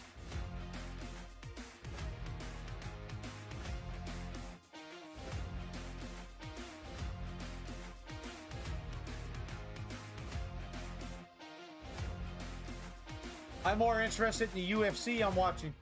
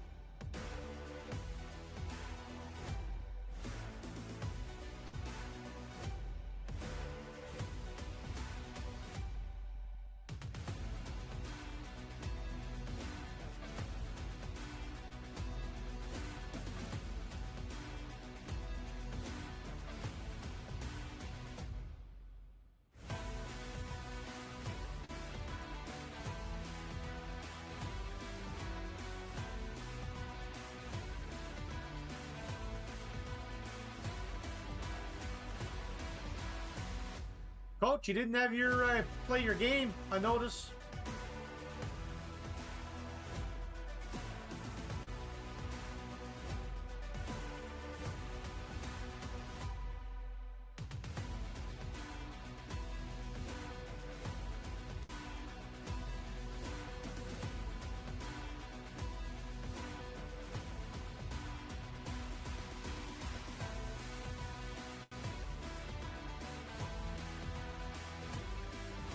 No. Had the kids and Farty hit me up about it. Okay, cool. Saw Speedy was in there for a little bit.